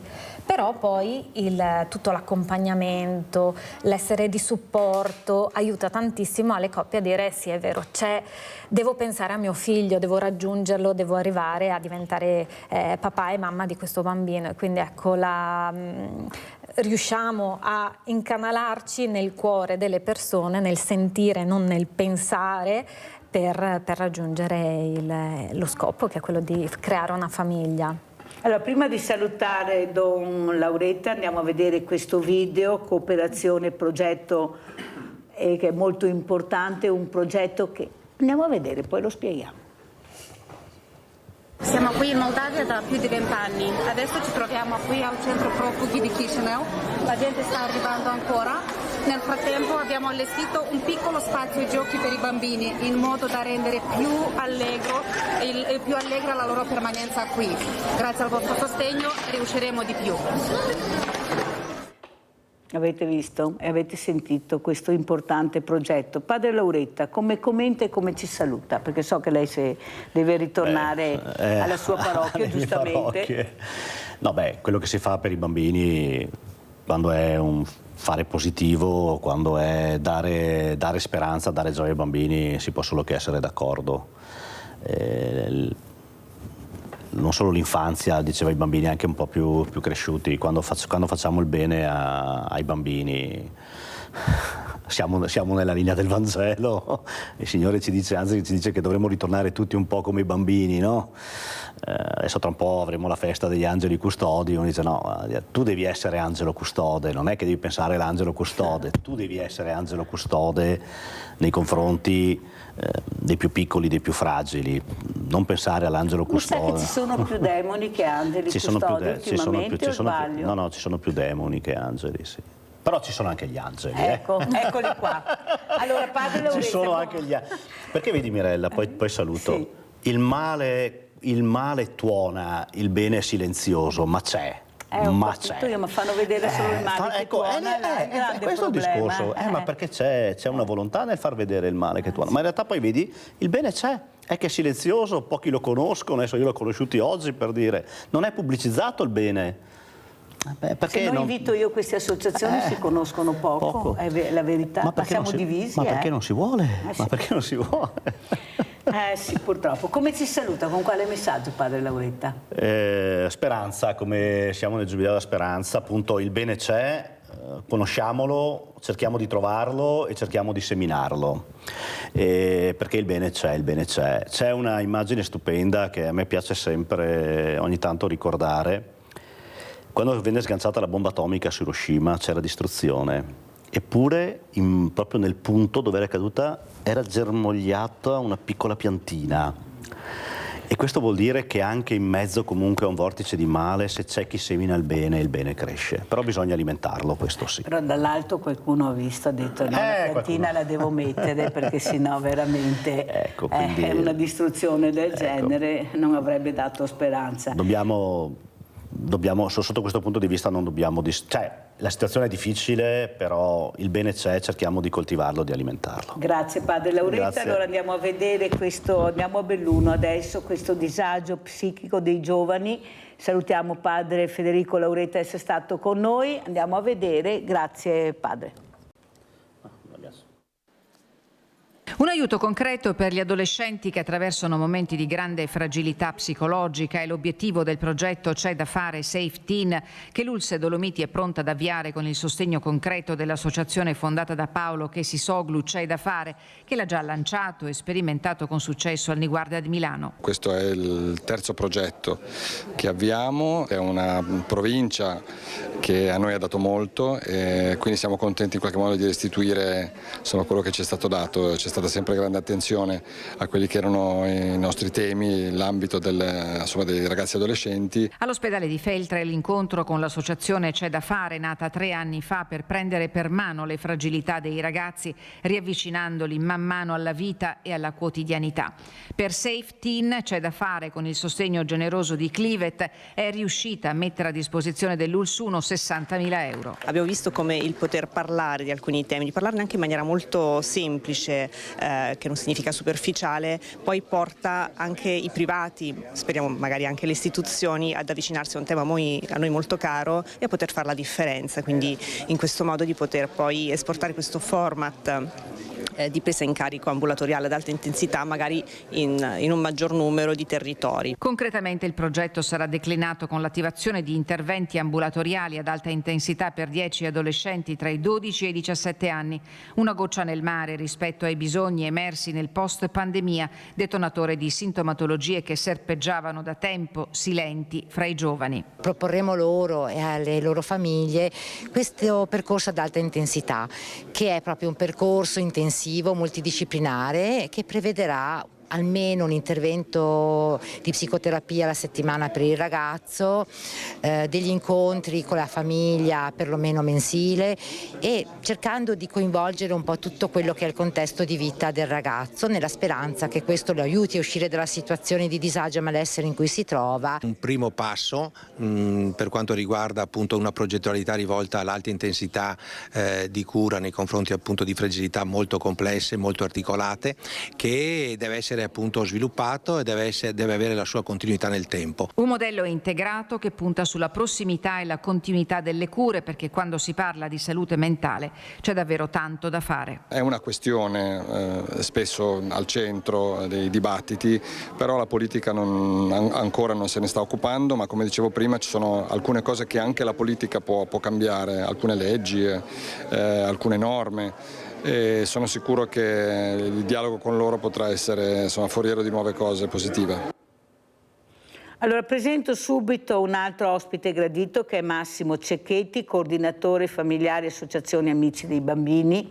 Ecco, allora Massimo, dopo aver sentito anche padre Lauretta, Alice, cosa aggiungiamo? Prego. Ma mi aggancio un po' a quello che è stato detto, con un dato secondo me allarmante a cui dovrebbe far seguito la Speranza, visto che siamo appunto nell'anno del Giubileo della Speranza. Negli ultimi 13 anni le adozioni internazionali sono calate del 90%. Mamma mia. Quindi praticamente diciamo a fronte di una crescita di bambini che hanno bisogno di una famiglia. Lo dico da padre che ha fatto la scelta dell'adozione internazionale, tra altre cose in Moldavia, riprendo un po' il penultimo filmato, però penso che questo faccia riflettere non tanto come anche possibile elemento di contrasto alla denatalità del nostro paese, quindi anche al bisogno di apertura sociale che prima anche si chiedeva con forza, proprio perché rischiamo di diventare un paese estremamente chiuso, okay? Ma perché i bisogni sono tanti. Chi l'ha provato un po' sulla propria esperienza, sulla propria pelle, l'aggrapparsi di bambini che appunto non hanno avuto la fortuna dei miei figli di poter trovare un papà e una mamma, e l'implorazione di dire portatemi con voi in Italia, chiaramente ti lascia la coscienza un po' a disagio, ed è da qui, come diceva Nietzsche, che è nata un po' l'associazione Amici Bambini, dall'esperienza di famiglie adottive che non si sono girate dall'altra parte, ma anzi si sono voltate dall'altra parte per far sì che altri bambini, altri figli possano avere il dono di una famiglia che gli è stata negata. E spesso posto questo esempio addirittura i bambini che sono caricati in un barcone per cercare la speranza hanno questa opportunità, i bambini abbandonati non ce l'hanno, perché sono richiusi in istituto e il loro grido silenzioso non lo ascolta nessuno. Da qui nasce l'esigenza di farsi promotori proprio dell'accoglienza. Ecco, l'Italia anni fa era il secondo paese al mondo per numero di adozioni internazionali. Prima citavate gli Stati Uniti. Gli Stati Uniti è un paese che, con tutte le criticità, è il maggior paese che adotta bambini e ragazzi portatori di handicap nei vari paesi. Quindi bisogna un po' lasciare perdere, secondo me, i luoghi comuni, ma far sì che appunto l'accoglienza possa, ecco, ritornare ad essere, diciamo, la punta di diamante del nostro paese, dei nostri comuni, delle nostre città. E di fronte anche, ecco, l'adozione internazionale è stata anche penalizzata, prima si parlava anche di costi eccetera, alla opportunità delle famiglie che desiderano avere un figlio di accedere a percorsi di procreazione assistita, per certi versi anche gratuita, e quindi chiaramente c'è una disparità nei confronti di un bambino, appunto, di un feto nascente e di un bambino che può essere accolto in adozione. Questo, ecco, dal punto di vista politico, si parla prima anche di accenni alla politica, dovrebbe essere valutato, ecco, perché c'è una concorrenza sleale di fronte a bambini che non hanno nessuna opportunità se non di una famiglia che parte da un paese straniero e va ad accoglierli.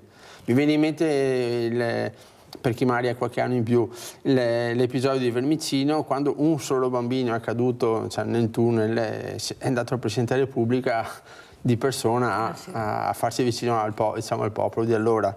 Per cui io penso che con pensare a questi bambini, ecco, adesso ci sono anche altri tipi di emergenze, però l'abbandono è quella che storicamente rimane tale e a cui bisogna dare una risposta. Ecco. Però Massimo Cecchetti, quello che io vedo è che non c'è questa volontà di andare avanti, cioè siamo nel 2025, sì. Dell'abbandono, dell'adozione se ne parla da tanti anni, certo. Però mi sembra che nessun partito, togliendo nessuno, perché sono tutti complici a mio avviso in questo, siamo arrivati a questo, è che qualcuno non ha provveduto a chiarire le cose, a fare delle regole, a fare delle leggi importanti, a togliere una parte di burocrazia. Perché così dividi l'impero, come dice padre Laureto, non c'è niente da fare.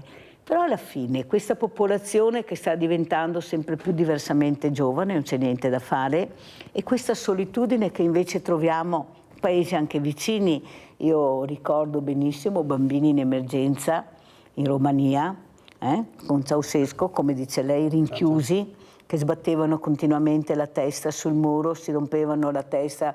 Guardate che ho visto delle cose che voi neppure immaginate, non potevi neanche toccare queste creature, da là ormai erano andati via di testa, da come vivevano in mezzo ai topi, nei tombini, c'è una roba.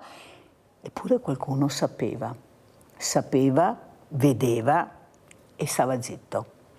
Allora, capisce che dobbiamo iniziare a svegliarci. Io dico spesso che siamo imbalsamati, cioè ci hanno un po' imbalsamato. Invece dobbiamo tutti quanti iniziare a fare una cittadinanza attiva, far sentire le nostre voci. Se le cose non vanno, avere il coraggio di dirlo in faccia. Perché alla fine questi politici, che io dico tutte le mattine, Alice, sono pagati da noi.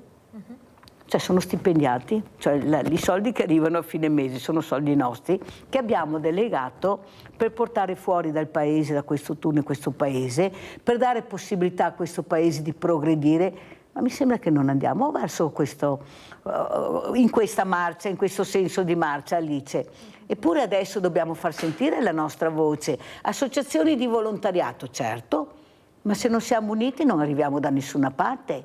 E finché primeggerà sempre la visibilità di ognuno, perché io ho fatto, io sono, io ho più soldi, io ho la conoscenza più forte, rimarremo sempre là alla fine. Prego Alice. Allora, mi viene proprio da dire che le leggi sulle adozioni sono un po' datate.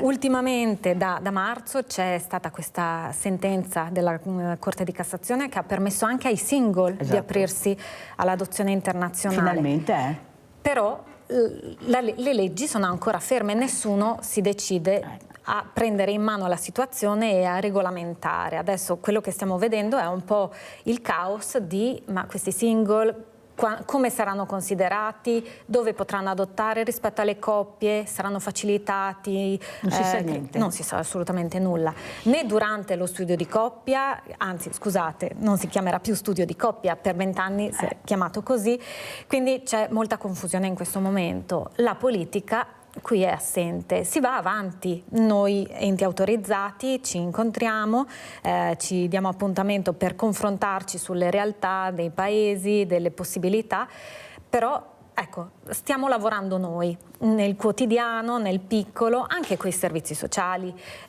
Il tribunale fa molta più difficoltà, il tribunale per i minorenni è un po' più defilato, nel senso che non si riesce a dialogare. Anche in regione, devo dire la verità, si fa un po' fatica. Però un po' tanta?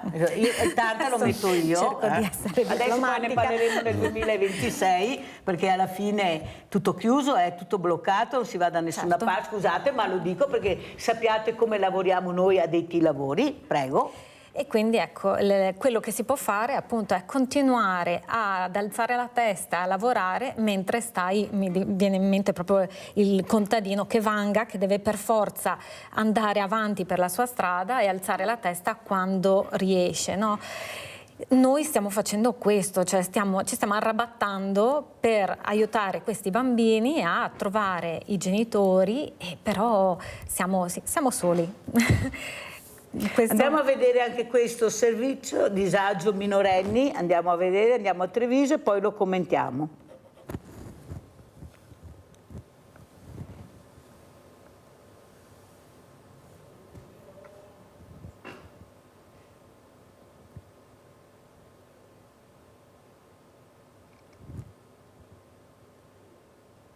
Chiedere aiuto è un atto di coraggio. Per me coraggio vuol dire partire dal proprio paese d'origine e andare in un altro paese.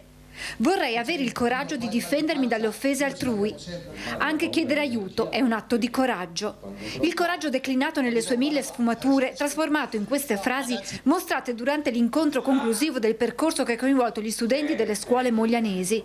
Un'iniziativa che nasce nell'ambito del progetto Mediazione avviato dopo il Covid a Mogliano e fortemente voluto dall'amministrazione comunale per dare una prima risposta al disagio mostrato da alcuni giovani, anche giovanissimi, coinvolti in episodi di violenza. Abbiamo ritenuto doveroso da parte nostra prendere la situazione in mano e cercare di proporre qualcosa di alternativo, e oggi l'esperienza di oggi è il frutto di un percorso ormai di 2 anni che ha portato davvero beneficio ai ragazzi. Grazie al lavoro di docenti ed educatori, i ragazzi hanno potuto riflettere sulle loro paure e sul coraggio. Ci vuole coraggio a parlare con i ragazzi, penso che ci voglia più coraggio ad ascoltarli, nel senso tante volte è difficile ascoltarli e riuscire a capire quello che ci stanno dicendo. Un percorso che ha portato al bando comunale Centra il coraggio con l'obiettivo, che ha visto i vincitori partecipare a 3 workshop e ad un'esperienza residenziale estiva che ha portato i ragazzi ad uscire di casa e a condividere la quotidianità ed esperienze sul territorio con coetanei che non conoscevano.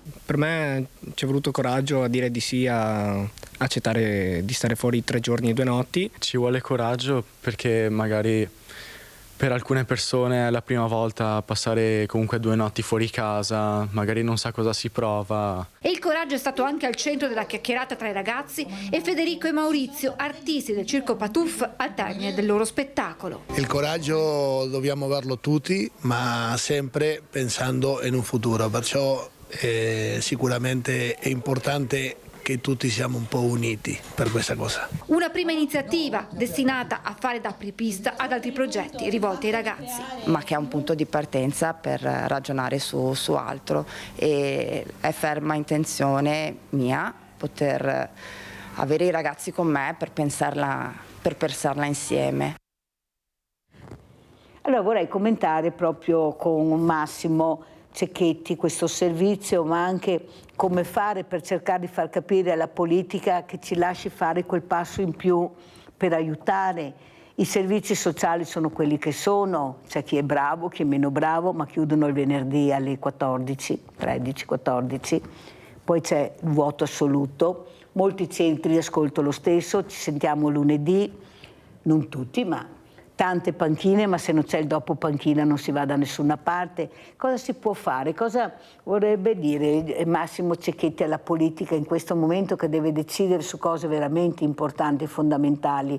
Non ci sono solo in America questi omicidi e queste tragedie, li abbiamo qua anche noi, ragazzini che si accoltellano, che veramente non riusciamo a capire dov'è l'inizio di questa tragedia, perché poi vanno a finire in carcere, cioè la vita è distrutta per sempre. Prego. Sì, noi chiaramente come finalità anche quella di appunto non solo accogliere i bambini, ma anche preoccuparci dell'infanzia e dell'adolescenza in Italia e nei paesi dove operiamo, come diceva Alice. E penso che alla fine poi il discorso della politica, ecco, prima accennavo, ma anche per le adozioni, io ricordo qualche decina d'anni fa manifesti giganteschi che prometteva adozioni gratuite a tutti in campagna elettorale, poi chiaramente non si è realizzato. Ma anche tutta una serie di interventi appunto a favore dei giovani e dei ragazzi adesso diventano più che urgenti, e parallelamente vedo nella realtà di Mestre, dove vivo, che tante associazioni, tante realtà del non profit chiudono perché è difficile e pericoloso dal punto di vista anche penale portare avanti qualsiasi tipo di iniziativa oltre i costi che deve sostenere un'associazione del privato sociale. Io penso che è stato anche, ne abbiamo discusso con alcuni esponenti politici in vista delle elezioni regionali, per quanto riguarda la famiglia, quindi in senso più generale, che chiaramente comprende anche le realtà da fascia dei bambini e dei ragazzi, c'è quello di una collaborazione tra enti pubblici e associazioni private, diciamo, di famiglie o comunque che si occupano di sociale, con dei protocolli, con delle collaborazioni. Ci sono realtà, ad esempio per l'affido familiare, dove in Lombardia riusciamo a gestire direttamente come associazione l'affido familiare, altri dove magari collaboriamo con i comuni, ecco, però è magari il comune stesso che porta avanti, o le ASL, questo tipo di forma di tutela e di accompagnamento delle famiglie e dei bambini. Penso sia questo, cioè studiare un modo perché proprio per mancanza, diciamo, anche di fondi a livello nazionale o regionale, si possa mettere insieme, creare una sinergia tra chi magari può lavorare H24, perché noi i corsi di formazione delle famiglie, io seguo anche la formazione delle famiglie che aspirano all'adozione, li facciamo di sabato e di domenica, quando le famiglie generalmente non lavorano. Okay? Un ente pubblico non li fa, al massimo li fa venerdì sera. Quindi il fatto di venirsi incontro e creare, diciamo, dei corridoi sociali o che consentano una collaborazione, a lavorare a quattro mani per il bene, diciamo, dell'aspetto sociale dei bambini, dei ragazzi, degli adolescenti soprattutto. Adesso va di moda un po' purtroppo per le emergenze degli adolescenti, penso sia questo, perché sennò non ne diamo fuori. Io penso, Massimo, lo dico anche a Alice, che dobbiamo fare più squadra tra di noi, chi ha voglia di partecipare, di fare, non è che si obbliga, di rimboccarci le maniche e di cercare di fare questo. Faccio un esempio per andare poi sul concreto e magari anche per raccontare un po' qualche memoria storica. Diceva Alice, la legge sulle adozioni internazionali è datata, risale, è entrata in vigore nel 2001. Pensate. Sì, però è stata firmata il 31 dicembre del 98, 31 dicembre 98, perché l'Associazione Amici Bambini si è recata davanti al Senato, genitori, figli, e l'allora Presidente del Senato li ha fatti entrare, io non c'ero però, è stato organizzato un pullman delle varie regioni d'Italia, e quel giorno è stata firmata la legge, che poi è stata in vigore. Come funziona? E ha cambiato il mondo dell'azione internazionale, probabilmente servirebbe un altro ulteriore cambiamento. Allora, io penso, Alice, che io è da tanto che cerco di far capire che forse dovremmo parlare direttamente alla Premier. Quando lei dice sono Giorgia, sono una di voi, sono mamma, allora noi dovremmo parlare a questa mamma, a questa donna, perché è lei nella stanza dei bottoni, non c'è niente da fare, è inutile che andiamo a vedere, di andare di qua, dobbiamo andare da lei e dirci proprio come donna, come mamma, come presidente di questo meraviglioso paese,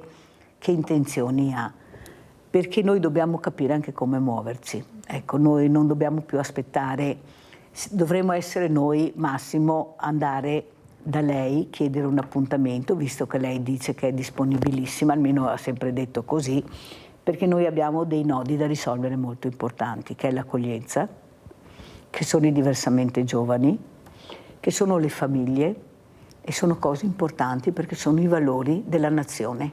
Ecco, questi sono i valori della nazione. Poi arriva tutto il resto, arriva la scuola, arriva lo sport, arriva tutto, il lavoro, però questo per me è il valore della nostra nazione. Cosa dice Alice? Uniamo le forze e cerchiamo di arrivare? Di sicuro, e anche penso che ognuno di noi comunque abbia un sentore, cioè abbia quel seme di cui prima si parlava con padre Lauretta, no? Questa piantina che c'è, però uno può dare una piccola annaffiata, uno può avere un campo ben concimato. E noi come realtà offriamo tante possibilità perché chiunque si senta chiamato. C'è l'azienda che dice io non ho tempo, però 2 soldi te li posso dare, come persone che hanno una sensibilità estrema, che accolgono in affido più e più bambini, persone che si sentono chiamate ad accogliere come fratello maggiore ed essere tutori volontari di minori stranieri non accompagnati, dei ragazzi che arrivano appunto coi barconi o facendo dei giri entrando dal porto di Venezia per trovare la salvezza, quindi chiunque può fare qualcosa. Noi ci siamo visibili, se volete c'è il nostro sito, potete chiamarci, siamo aperti diciamo sabato, anche appunto domenica. L'indirizzo, che così se qualcuno vuole, prego Alice. È www.aibi.it e ci trovate in tutti i giorni, quindi 365 giorni all'anno, siamo a disposizione per chi si senta di avere questo bisogno di fare qualcosa. Poi, anche per capire, soprattutto. Capire quale può essere la propria strada, perché non tutti sono per diventare genitori adottivi, non tutti si sentono di accogliere in affido un bambino. Abbiamo dei progetti. Dove arriva l'età finché puoi adottare? C'è un'età, Alice, dove tu puoi adottare dopo una certa età? L'età dipende dalla differenza tra l'adottante e l'adottato, che deve essere al massimo di 45 anni. Però appunto se uno ha 60 anni si sente di voler accogliere adottare visto che un le bambino, donne diventano mamme a 50 ormai fa la differenza. Cerchiamo anche di capire che dobbiamo anche cambiare dei ragazzini un pochino più grandi, ma che hanno una gran voglia di essere figli, perché questo è garantito. Abbiamo esperienze di genitori che adottano ragazzini di 10, 11, 12 anni e sono persone meravigliose che si rendono conto di avere un dono, quello di un bambino, un ragazzino anagraficamente adolescente, ma che ha una gran voglia di diventare figlio, e quindi davvero potremmo portare storie di esperienze concrete di adozione e parlerebbero solo di riuscita e di famiglie felici, sono certa di questo. Io ho visto un film bellissimo che invito tutti a vedere se riescono, Massimo, che è La strada di casa.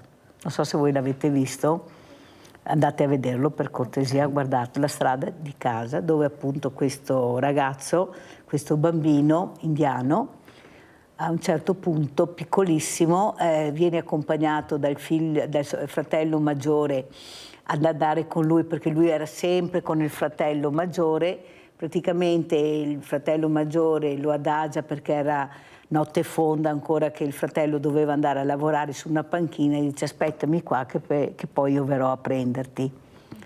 Invece lui non è più andato a prenderlo perché purtroppo una macchina l'aveva ucciso, e questo bambino si ritrova all'improvviso da solo, e la storia della vita è drammatica, nel senso che lui, molto sveglio, molto acuto, riesce a capire quando è in difficoltà delle persone che gli possono fare del male, perciò fugge, finalmente arriva in una comunità, questa comunità lo accoglie, fortunatamente ha un assistente che capisce la potenzialità di questo bambino, l'umanità, quello che ha vissuto, viene dato in affido a dei genitori meravigliosi che non hanno voluto aver figli proprio per adottare, perché avevano capito l'importanza dell'adozione. Questo bambino cresce in una famiglia stupenda, però la via di casa lui la cerca in continuazione. Lui studia, si laurea, però cerca in continuazione questa mami che lui non ha più rivisto, una mamma meravigliosa. E alla fine riesce a trovarla grazie alla grande tecnologia, riesce a trovare questo puntino, perché lui non sapeva niente, era stato portato via con un treno, non sapeva neanche dove era andato, riesce a trovare la mamma. E questa mamma adottiva accompagna, questi genitori accompagnano questo ragazzo che è la prima volta però vuole andare da solo, vuole incontrare da solo, fare questo viaggio da solo e incontrare questa mami e i suoi fratelli. È un film bellissimo che fa capire che le radici sono radici. Tu puoi avere la più grande famiglia del mondo adottiva, però se la radice è forte, questo legame deve rimanere, se c'è questa volontà. Cosa dici, Massimo? Ma parlo un po' per esperienza personale, avendo avuto 3 figli che con 3 storie diverse chiaramente, però col denominatore comune che sono stati abbandonati. Tutti e 3? Sì, beh, se no non potrebbero essere stati adottati, quindi uno ha pochi mesi, 2 mesi, quindi non ha questo tipo di problema se non sapere da che paese viene, eccetera. Però io penso una cosa, che un bambino ha diritto ad avere un padre e una madre, e tante volte questo discorso del diritto al sangue, del diritto alla famiglia, cioè delle origini, eccetera, secondo me può risultare limitante, nel senso che io penso che il padre o la madre di un bambino che è stato abbandonato è chi lo cresce. Allora, noi abbiamo fatto più di 4.000 adozioni come ente autorizzato nella storia, e probabilmente qualcuno ha fatto il viaggio di ritorno per andare a vedere il paese. Pochi hanno fatto probabilmente vissuto questo percorso qua, perché non è un discorso semplice. C'è chi l'ha voluto affrontare da solo e poi è rimasto estremamente deluso. Però l'ha fatto. C'è chi è andato con i genitori per vedere il paese, c'è chi è ritornato in Brasile ma non è andato magari nel proprio paese, città d'origine, ma è andato a Rio de Janeiro al mare con una famiglia adottiva.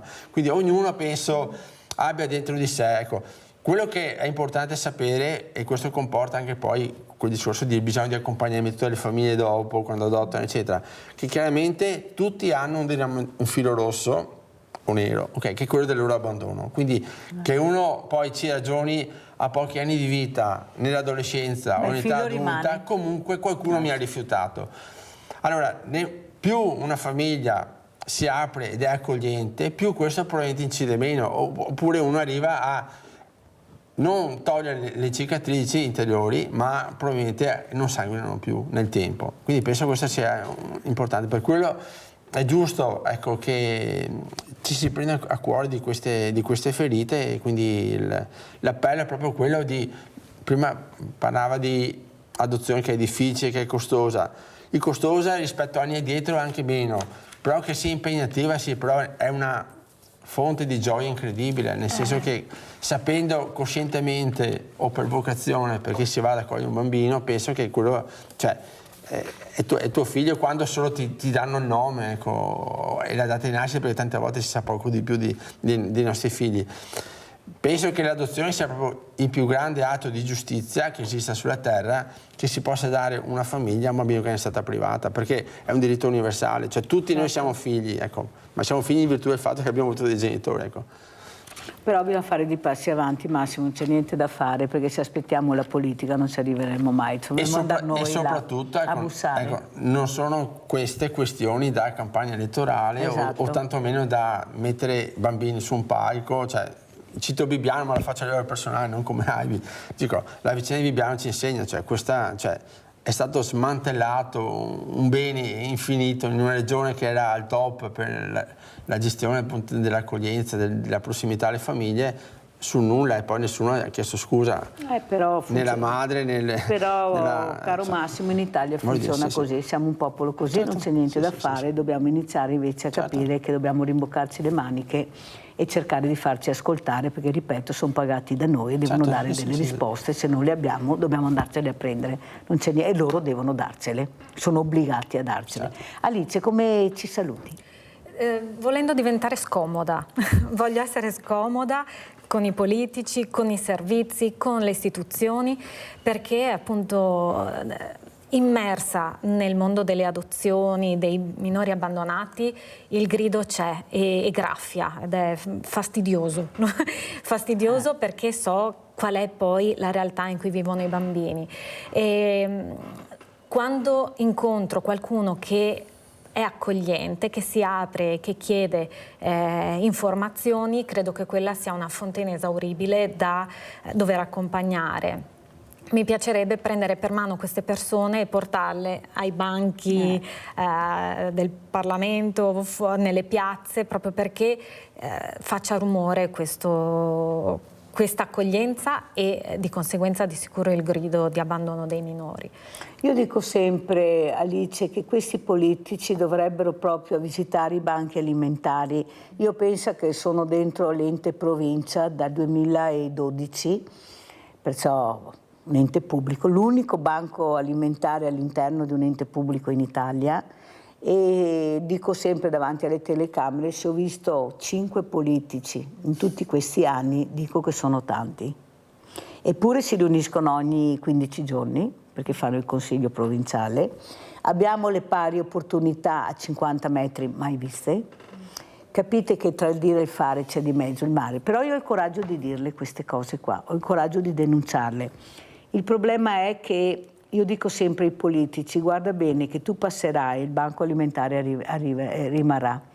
Ecco, il problema è che bisogna vedere che ricambio ci sarà, per quello dico sveglia Veneti, perché dopo non lamentatevi se le cose vanno male, ecco, perché dovete essere preparati, perché il voto è un'arma molto importante, bisogna saperla gestire, bisogna conoscerla, ma soprattutto chiedersi, tu politico che mi chiedi col voto, cosa hai fatto per me in tutti questi anni, cosa ho ricevuto, e là forse hai anche delle risposte, perché le promesse sono state tante, avete sentito anche per quanto riguarda l'adozione, parliamo 98, 2001, leggi che dovrebbero essere riviste, modificate, ma non si va da nessuna parte. I problemi sono altri e invece anche questo è un problema che devono prendere in mano e veramente capire che devono dare risposte. Massimo, come ci saluti? Ma penso con un messaggio di speranza, nel senso che prima accennavo al calo delle adozioni, ecco, sono 2 anni che leggermente, pur con numeri minimi, stanno crescendo. Io penso che sia compito di chi ci sta ascoltando, che magari che è un genitore adottivo, di testimoniare ogni giorno la difficoltà, l'impegno che comporta questa scelta nella vita quotidiana, ma anche la ricchezza che un genitore può avere da questo, insomma. Sentiamo come ci saluta Alice Paolin.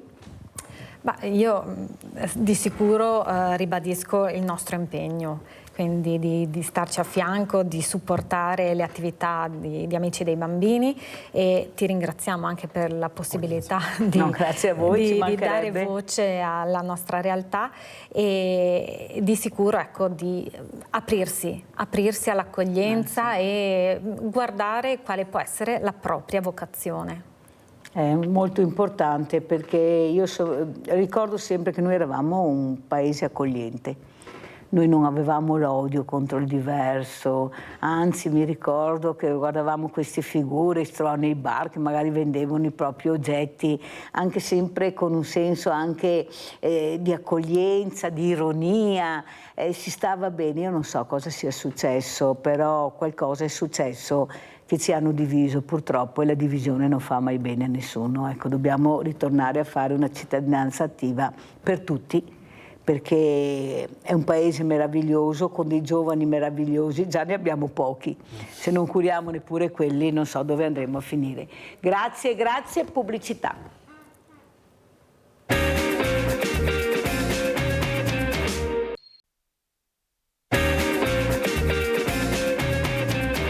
Presento subito Emanuela Pozzan, coordinamento consulta malattie neuromuscolari del Veneto. Grazie Emanuela di essere qui, veramente grazie Emanuela. Ecco, cosa ci racconti? Tanti problemi, la sanità va bene, non ci sono problemi, siete fortunati a essere nel Veneto. Ecco, tu cosa vuoi dire? Ci racconti anche qual è la tua malattia per chi non la conoscesse, cosa stai facendo, cosa ti aspetti? Prego Emanuela Pozzan.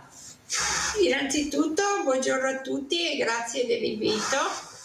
Per quanto riguarda la consulta delle malattie neuromuscolari del Veneto, quest'anno abbiamo avuto un po' un rallentamento per quanto riguarda il fatto che ci siamo costituiti come una ETS, quindi stiamo praticamente completando le procedure di organizzazione. Qui in Veneto la situazione è stata presa in mano già da tempo dal nostro gruppo e dai responsabili della regione.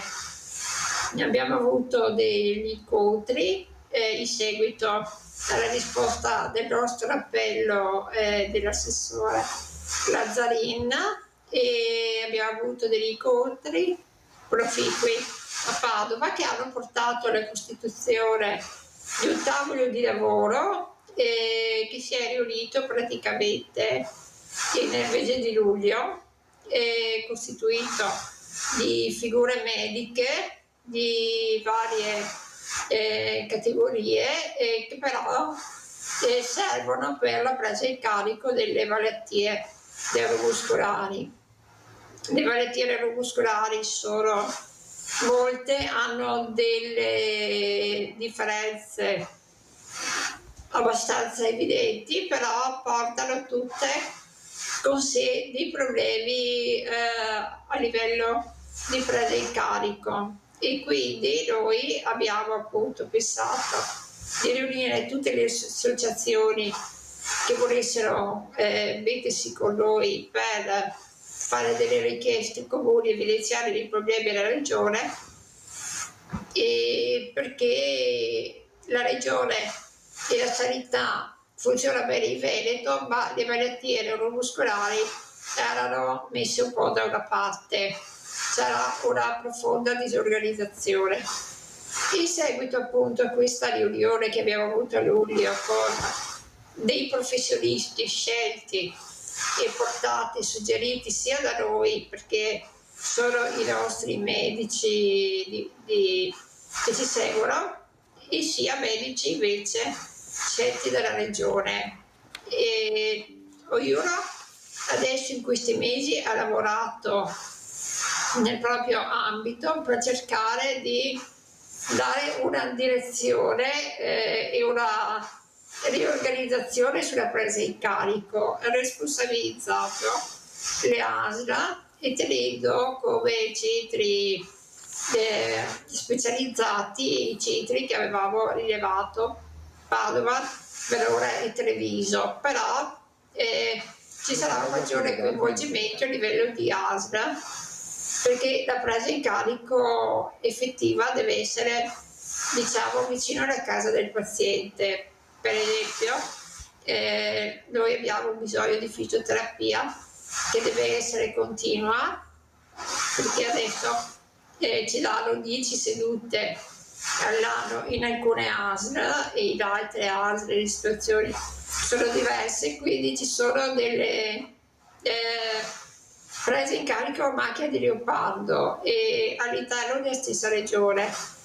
Quindi se tu hai la fortuna di vivere a 1 chilometro più in là e essere sotto un'altra ASL hai delle agevolazioni in più, mentre se sei in un'altra sei più trascurato. Quindi abbiamo preso le buone prassi che esistono, le abbiamo rilevate e le abbiamo portate ad esempio in modo che si possa riorganizzare quello che c'è, non necessariamente aumentando gli stanziamenti di fondi, però la riorganizzazione darà una maggiore risposta ai nostri pazienti.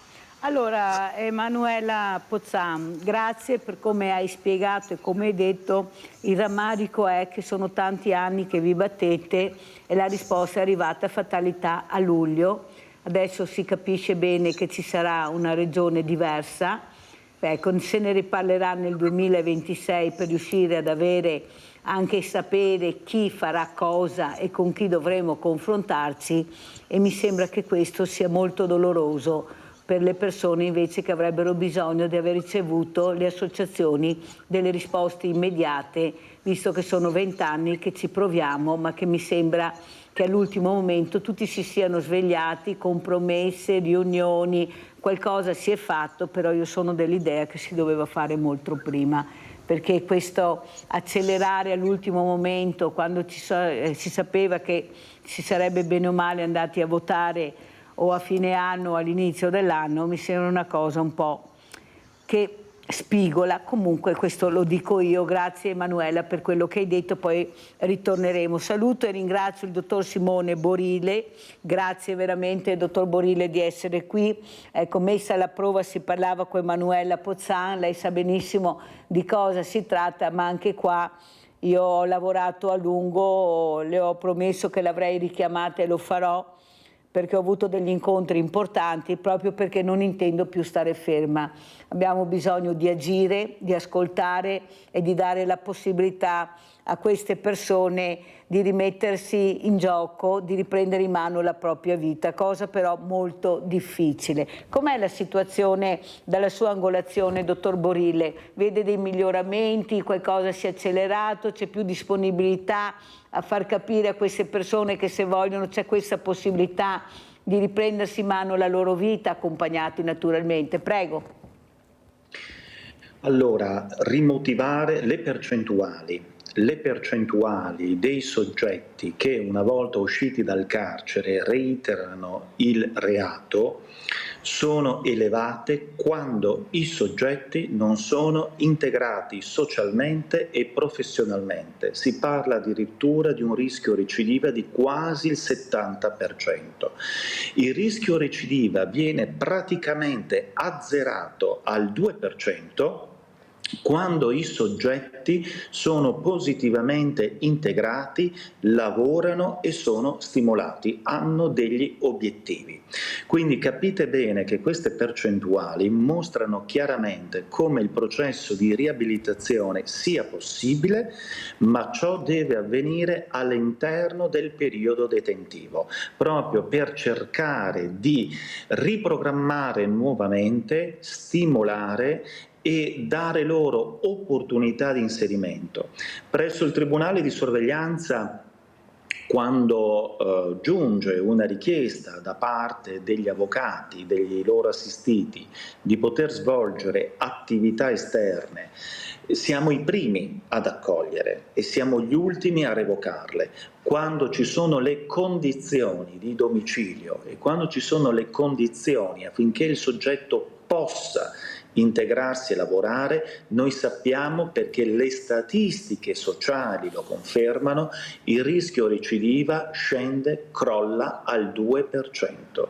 Quindi lei capisce bene che parlando di adulti o parlando di giovani, l'importante è riprogrammare un piano di inserimento che sia stimolante, che sia per loro possibilità di riscatto, perché la possibilità c'è, si sbaglia, si può sbagliare nella vita, è giusto che ci sia un periodo di detenzione, di espiamento anche per l'errore commesso, ma ritengo sia anche giusto dare loro un'opportunità. E dare loro un'opportunità significa cominciare direttamente all'interno del perimetro detentivo. Allora andiamo a vedere anche quello che è successo a Venezia, questo papà cerchiato da questa baby gang, e poi lo commentiamo col dottor Borile.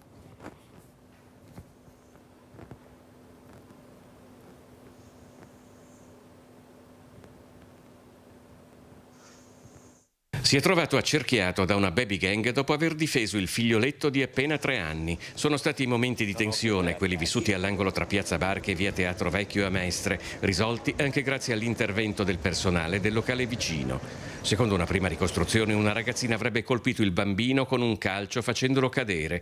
Alle richieste di spiegazioni del padre, che si trovava nel locale con la moglie, la giovane ha chiamato rinforzi. Una decina di ragazzini tra i 14 e i 17 anni hanno circondato con fare minaccioso e aggressivo il genitore. Un momento di tensione risolto grazie all'intervento del personale del locale, all'interno del quale la famiglia ha poi trovato accoglienza in attesa che si stemperassero gli animi. I componenti della baby gang però hanno continuato a girare nei pressi della pizzeria con evidente intento intimidatorio. Si tratterebbe di un gruppo di adolescenti dell'Est Europa che si sta già guadagnando una certa fama nel quartiere. Probabilmente poi i giovani hanno anche seguito la famiglia almeno per un tratto di strada mentre rincasava. Allora, dottor Borile, come commenta lei questo servizio e soprattutto come cercare di fare quel passo in là, cercando di prenderli per mano, di portarli a lavorare, fare sport, studiare? Io penso che anche la cultura sia fondamentale, la bellezza, l'arte. Io sono convinta che salveremo questi ragazzi se adopereremo queste armi. Cosa ne pensa, dottor Borile? Allora, le faccio prima una considerazione sul fenomeno delle baby gang e poi eventualmente le dico quello che io penso anche come processo eventualmente rieducativo. Allora, il fenomeno delle baby gang del quale tra l'altro mi sono occupato dal 2015 che mi occupo di violenza di gruppo giovanile, è un fenomeno che è sempre esistito, questo deve essere chiaro per tutti, cioè il gruppo, i giovani, l'adultizzazione, il fatto che il giovane si distanzi dal controllo genitoriale e all'interno dei propri pari costruisca un io collettivo proprio per affermazione identitaria, è un processo che avviene in tutti gli adolescenti del mondo. C'è però una cosa in più su cui però noi adesso siamo chiamati a riflettere, o meglio due cose in più: lo strumento della violenza fisica come strumento di coercizione, di dominanza e di affermazione, e qui i modelli e il mondo digitale proietta e normalizza comportamenti violenti funzionali al raggiungimento dei loro obiettivi.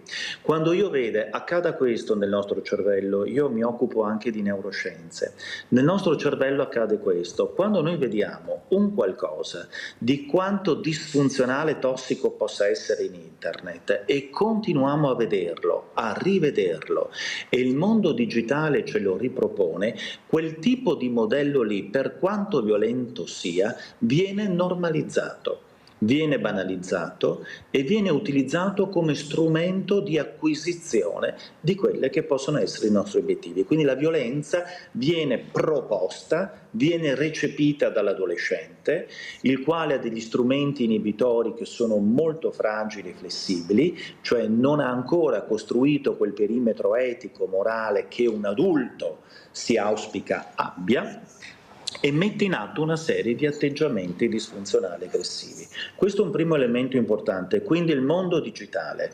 2. Noi, se lei vede nel servizio, c'è un elemento informativo prezioso. Sono ragazzi del nord-est. Allora, io mi sono occupato di antropologia per molto tempo, quindi di reati culturalmente orientati. Oggigiorno noi abbiamo un fenomeno che è un po' distante rispetto ai miei tempi delle baby gang o ai suoi tempi della compagnia di quartiere, perché abbiamo dei gruppi formati da figli di immigrati di seconda generazione. Io dissi ancora in tempi non sospetti: guardate che ci sarà un problema, ho detto, di ordine sociale, perché questi soggetti vivono in casa un clima culturale che è quello dei loro genitori e del loro paese di origine. Esternamente invece sono inseriti in un altro tessuto socioculturale, quindi avverrà un conflitto culturale in cui loro difficilmente proveranno una forma di incorporazione, di affiliazione, proprio perché vengono combattuti da due polarità culturali, tant'è che vengono definiti anche ibridi culturali da questo punto di vista.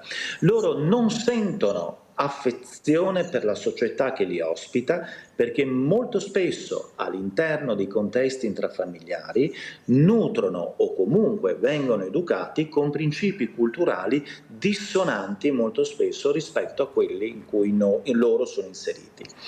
Che tipo di soluzione di fronte a questo? Lei ha suggerito due cose interessantissime, che è il percorso, le arti performative, quindi l'arte, quindi la coscientizzazione, il circuito empatico, l'empatia, l'emozione, l'armonia nelle cose che il prodotto artistico evoca e lo sport. Pensate che lo sport ha un potere che non è solamente ludico-motorio, ma ha un potere socializzante, emotivo e educativo. Lo sport viene utilizzato nella riabilitazione addirittura cognitiva.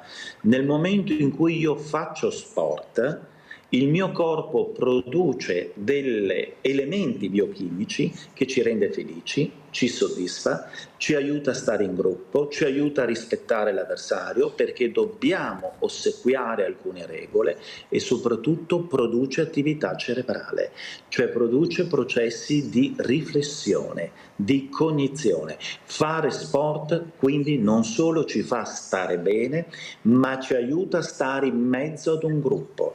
Tant'è che adesso, lo dico, lo sport e le attività ludiche e motorie sono dei programmi addirittura terapeutici, riabilitativi, in cui si interviene non solamente per questioni ovviamente di tempo libero, di socializzazione, che va benissimo, ci mancherebbe altro, perché ci aiuta a stare in mezzo agli altri, ci aiuta a capire che ci sono degli altri, ci sono delle regole e dobbiamo rispettarle per poter essere vincitori.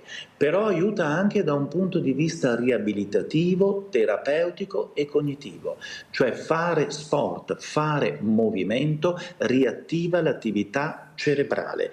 Tutti i processi, persone con difficoltà o con determinate malattie addirittura si intraprendono percorsi motori proprio per questo, e il giovane nello sport e nelle arti performative, d'accordo, incomincia a conoscere il lavoro di gruppo, il rispetto delle norme, apprezzare ed emozionarsi di fronte a un... Si è bloccato? Sì, si è bloccato il dottor Borile. Allora andiamo, intanto che facciamo il collegamento con Emanuela Pozzan. Emanuela Pozzan, cos'è la fragilità? Perché la fragilità ha tante angolazioni. Ecco, la tua, Emanuela, è una fragilità che tu senti, che stai cercando anche di superare, parlarne, ci metti anche la faccia. Prego, Emanuela. Oddio, la fragilità penso sia comunque un qualcosa di personale, e la fragilità dipende anche dalle risposte che ti dà la società quando purtroppo ti senti inferiore, tra virgolette, agli altri. Poi penso che chi ha delle malattie di qualsiasi tipo e si trova ad essere giovane o adolescente ha delle fragilità maggiori. Quando poi arrivi ad avere dei punti fissi, delle esperienze e delle risposte soprattutto, la fragilità tende un po' a svanire, nel senso che ti senti fragile perché comunque hai una situazione di diversità e di precarietà rispetto agli altri, però se riesci a superare le tue difficoltà, i tuoi problemi, i tuoi momenti difficili, la fragilità si rafforza e diventa forza. Grazie Emanuela veramente per quello che hai detto questa mattina, ecco, per la voglia che dai anche di far capire che voi volete avere una quotidianità, e soprattutto chi ha detto a questo deve darvi delle risposte, deve supportarvi, aiutarvi, perché voi ce la state mettendo tutta, anche voi dottor Borile ce la state mettendo tutta, però mi sembra che siete poco ascoltati, ecco, fate fatica. Lei sa quali sono le vie, ecco, per risolvere anche questi problemi, intrigare queste creature, questi ragazzi che hanno sbagliato, queste persone, ma soprattutto lei sa la difficoltà. Lo sport è anche nella Costituzione, si parla tanto, ma il problema è riuscire a fare poi queste cose, la burocrazia e tutto quello che ci va dietro, e non riesci ad andare avanti nonostante sai che puoi farcela. Prego dottor Borile. È vero quello che dice, perché ovviamente stiamo parlando di soggetti in stato molto spesso di detenzione o di controllo, quindi soggetti sicuramente a dei vincoli normativi, non c'è ombra di dubbio. E ricordiamo che per quanto le leggi possano essere interpretate dalla magistratura, il magistrato ha sicuramente potere di determinare, di attuare il dispositivo normativo, le leggi sono fatte dai politici. Questo deve essere in ogni caso chiaro a tutti, cioè ci si muove all'interno di un perimetro normativo e se la normativa non cambia e non spetta al giudice, ai magistrati o agli avvocati, ma spetta ai legislatori cambiare la normativa e renderla più fruibile. Certo, oggigiorno si parla molto, si discute sul grado di imputabilità anche dei giovani, come dei giovani possano essere in un qualche modo autori di reato e quando questi sviluppano una piena consapevolezza dell'agito che stanno compiendo. Su questo noi possiamo riflettere, però guardi, io non mi allontano dalla posizione che le ho detto poc'anzi, cioè sull'obiettivo del processo riabilitativo. Io non faccio differenza tra giovani e adulti, mi perdoni. Cioè io sono veramente convinto della possibilità di poter attuare dei percorsi riabilitativi che siano vincenti, che siano positivi, sia per il mondo giovanile che per il mondo adulto. E noi dobbiamo, dal mio punto di vista, lo dico, lo ripeto ogni volta perché non è mai poco, dobbiamo ampliare quelle opportunità che consentano in un qualche modo un processo riabilitativo nei confronti di questi ragazzi e questa cosa avviene attraverso una integrazione sociale che può avvenire attraverso il lavoro, attraverso lo sport, attraverso ambienti sicuri, stimolanti e produttivi. Perché, guardi, io le porto un caso emblematico. Noi dovevamo discutere sul rilascio di misure alternative relativamente ad un detenuto per spaccio di droga, per spaccio di stupefacenti, il quale richiedeva la detenzione domiciliare presso il fratello che è un noto spacciatore. Allora, lei capisce bene che non possiamo noi ricollocare dopo un percorso riabilitativo una persona all'interno di un contesto che può in un qualche modo anche pregiudicare il lavoro fatto fino a quel momento lì.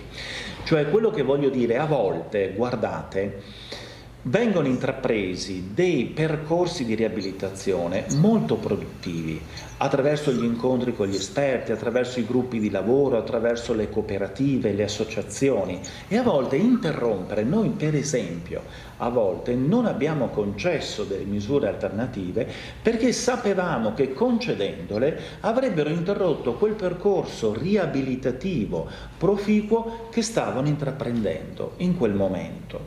Quindi il caso va valutato di volta in volta. Certo però che il rilascio di misure alternative viene ovviamente ad costituirsi quando ci sono delle condizioni, cioè che c'è l'attività lavorativa, che c'è un domicilio, una persona disposta al domicilio, c'è un datore di lavoro che certifica la sua disponibilità, avvengono i controlli quasi quotidianamente. Dottor Borile, devo chiudere perché non ho più tempo, ma è stato chiarissimo e veramente la ringrazio per quello che ha spiegato anche questa mattina. Veramente grazie, dottor Simone Borile, di essere stato con noi. Grazie anche a Emanuela Pozzan, coordinatrice consulta malattie neuromuscolari del Veneto. Grazie a voi, ci sentiremo presto, buona giornata e andiamo con l'assegno di Mirella. Ciao amici vicini e lontani, oggi siamo a Rovigo e stiamo per incontrare Maria e Raimondo, che voi già conoscete perché loro sono venuti in trasmissione ed erano veramente disperati e noi siamo arrivati. Andiamo, eccoli qua che arrivano. Ciao Maria, ciao Raimondo, ciao cara, ciao, è bello vedere la Mirella, cara, ciao Raimondo, ciao cara. Allora, come va intanto? Allora, la mia salute non va tanto bene, perché mi hanno dato un'altra diagnostica di fare la mia trombosi non va bene. Devo fare altre punture ancora per 2 mesi, sicché il tumore alle rene deve aspettare. Eh sì, perché se hai questa trombosi non si può fare niente. No. E ora sai che fermo Maria, intanto tu hai una borsa di spesa. Vieni Raimondo, vieni. Intanto fermo una roba. Ecco qua. Ecco. E intanto che abbiamo fatto questo, andiamo Maria.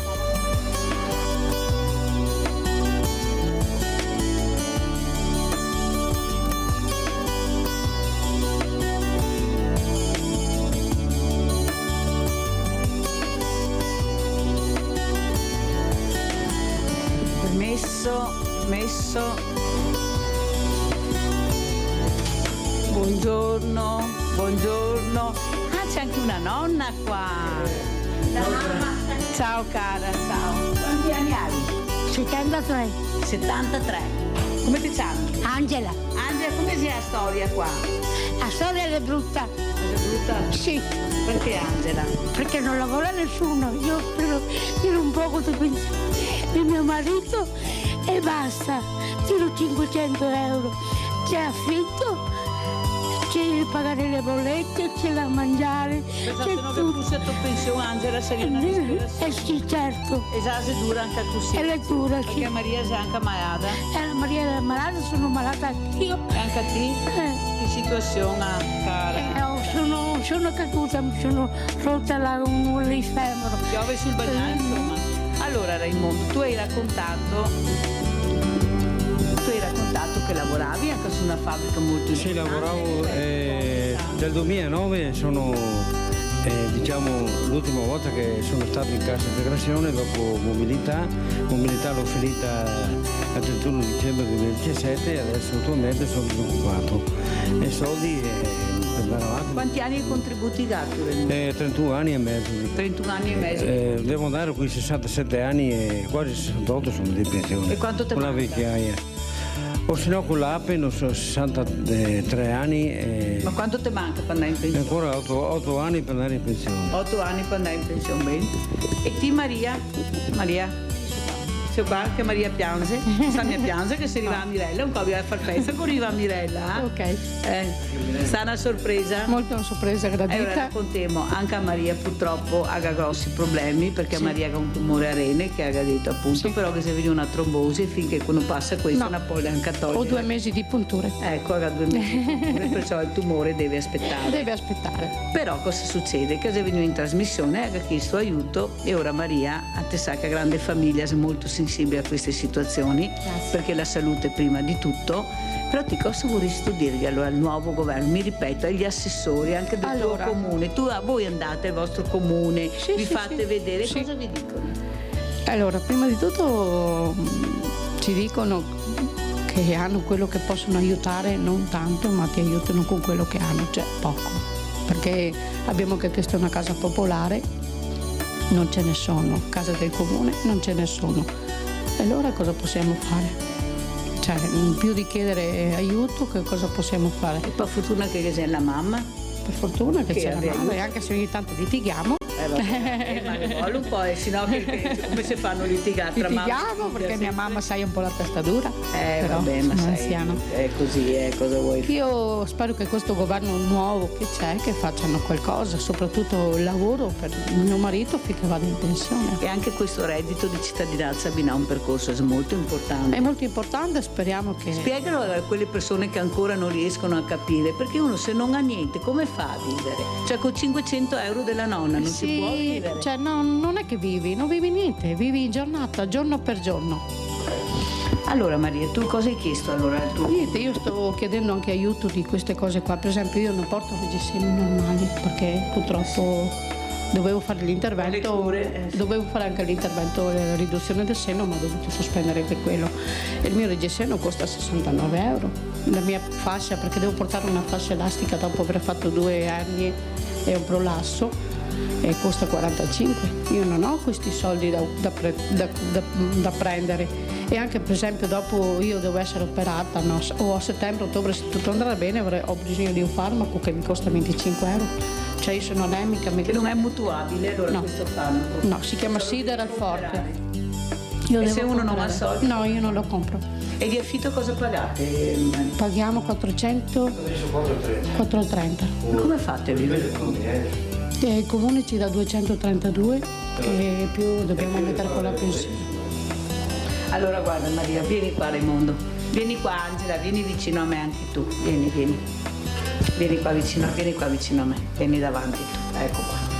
Allora, questo assegno oggi lo consegniamo a Angela, che è per tua figlia, in maniera che può comprarsi le cose che ha detto, che gli servono, compreso il farmaco, e soprattutto farvi respirare un pochino. Cosa vuoi dire Angela alla grande famiglia di Rete Veneta? Io vivo per stare bene, lavorare e mangiare qualcosa e basta. E grazie. E grazie di tutto. E tu Maria cosa vuoi dire? Grazie. Famiglia? Grazie mille. Te lo aspettavi? No. Cosa vuol dire ricevere anche un assegno? Non ho mai ricevuto niente nella mia vita, mai.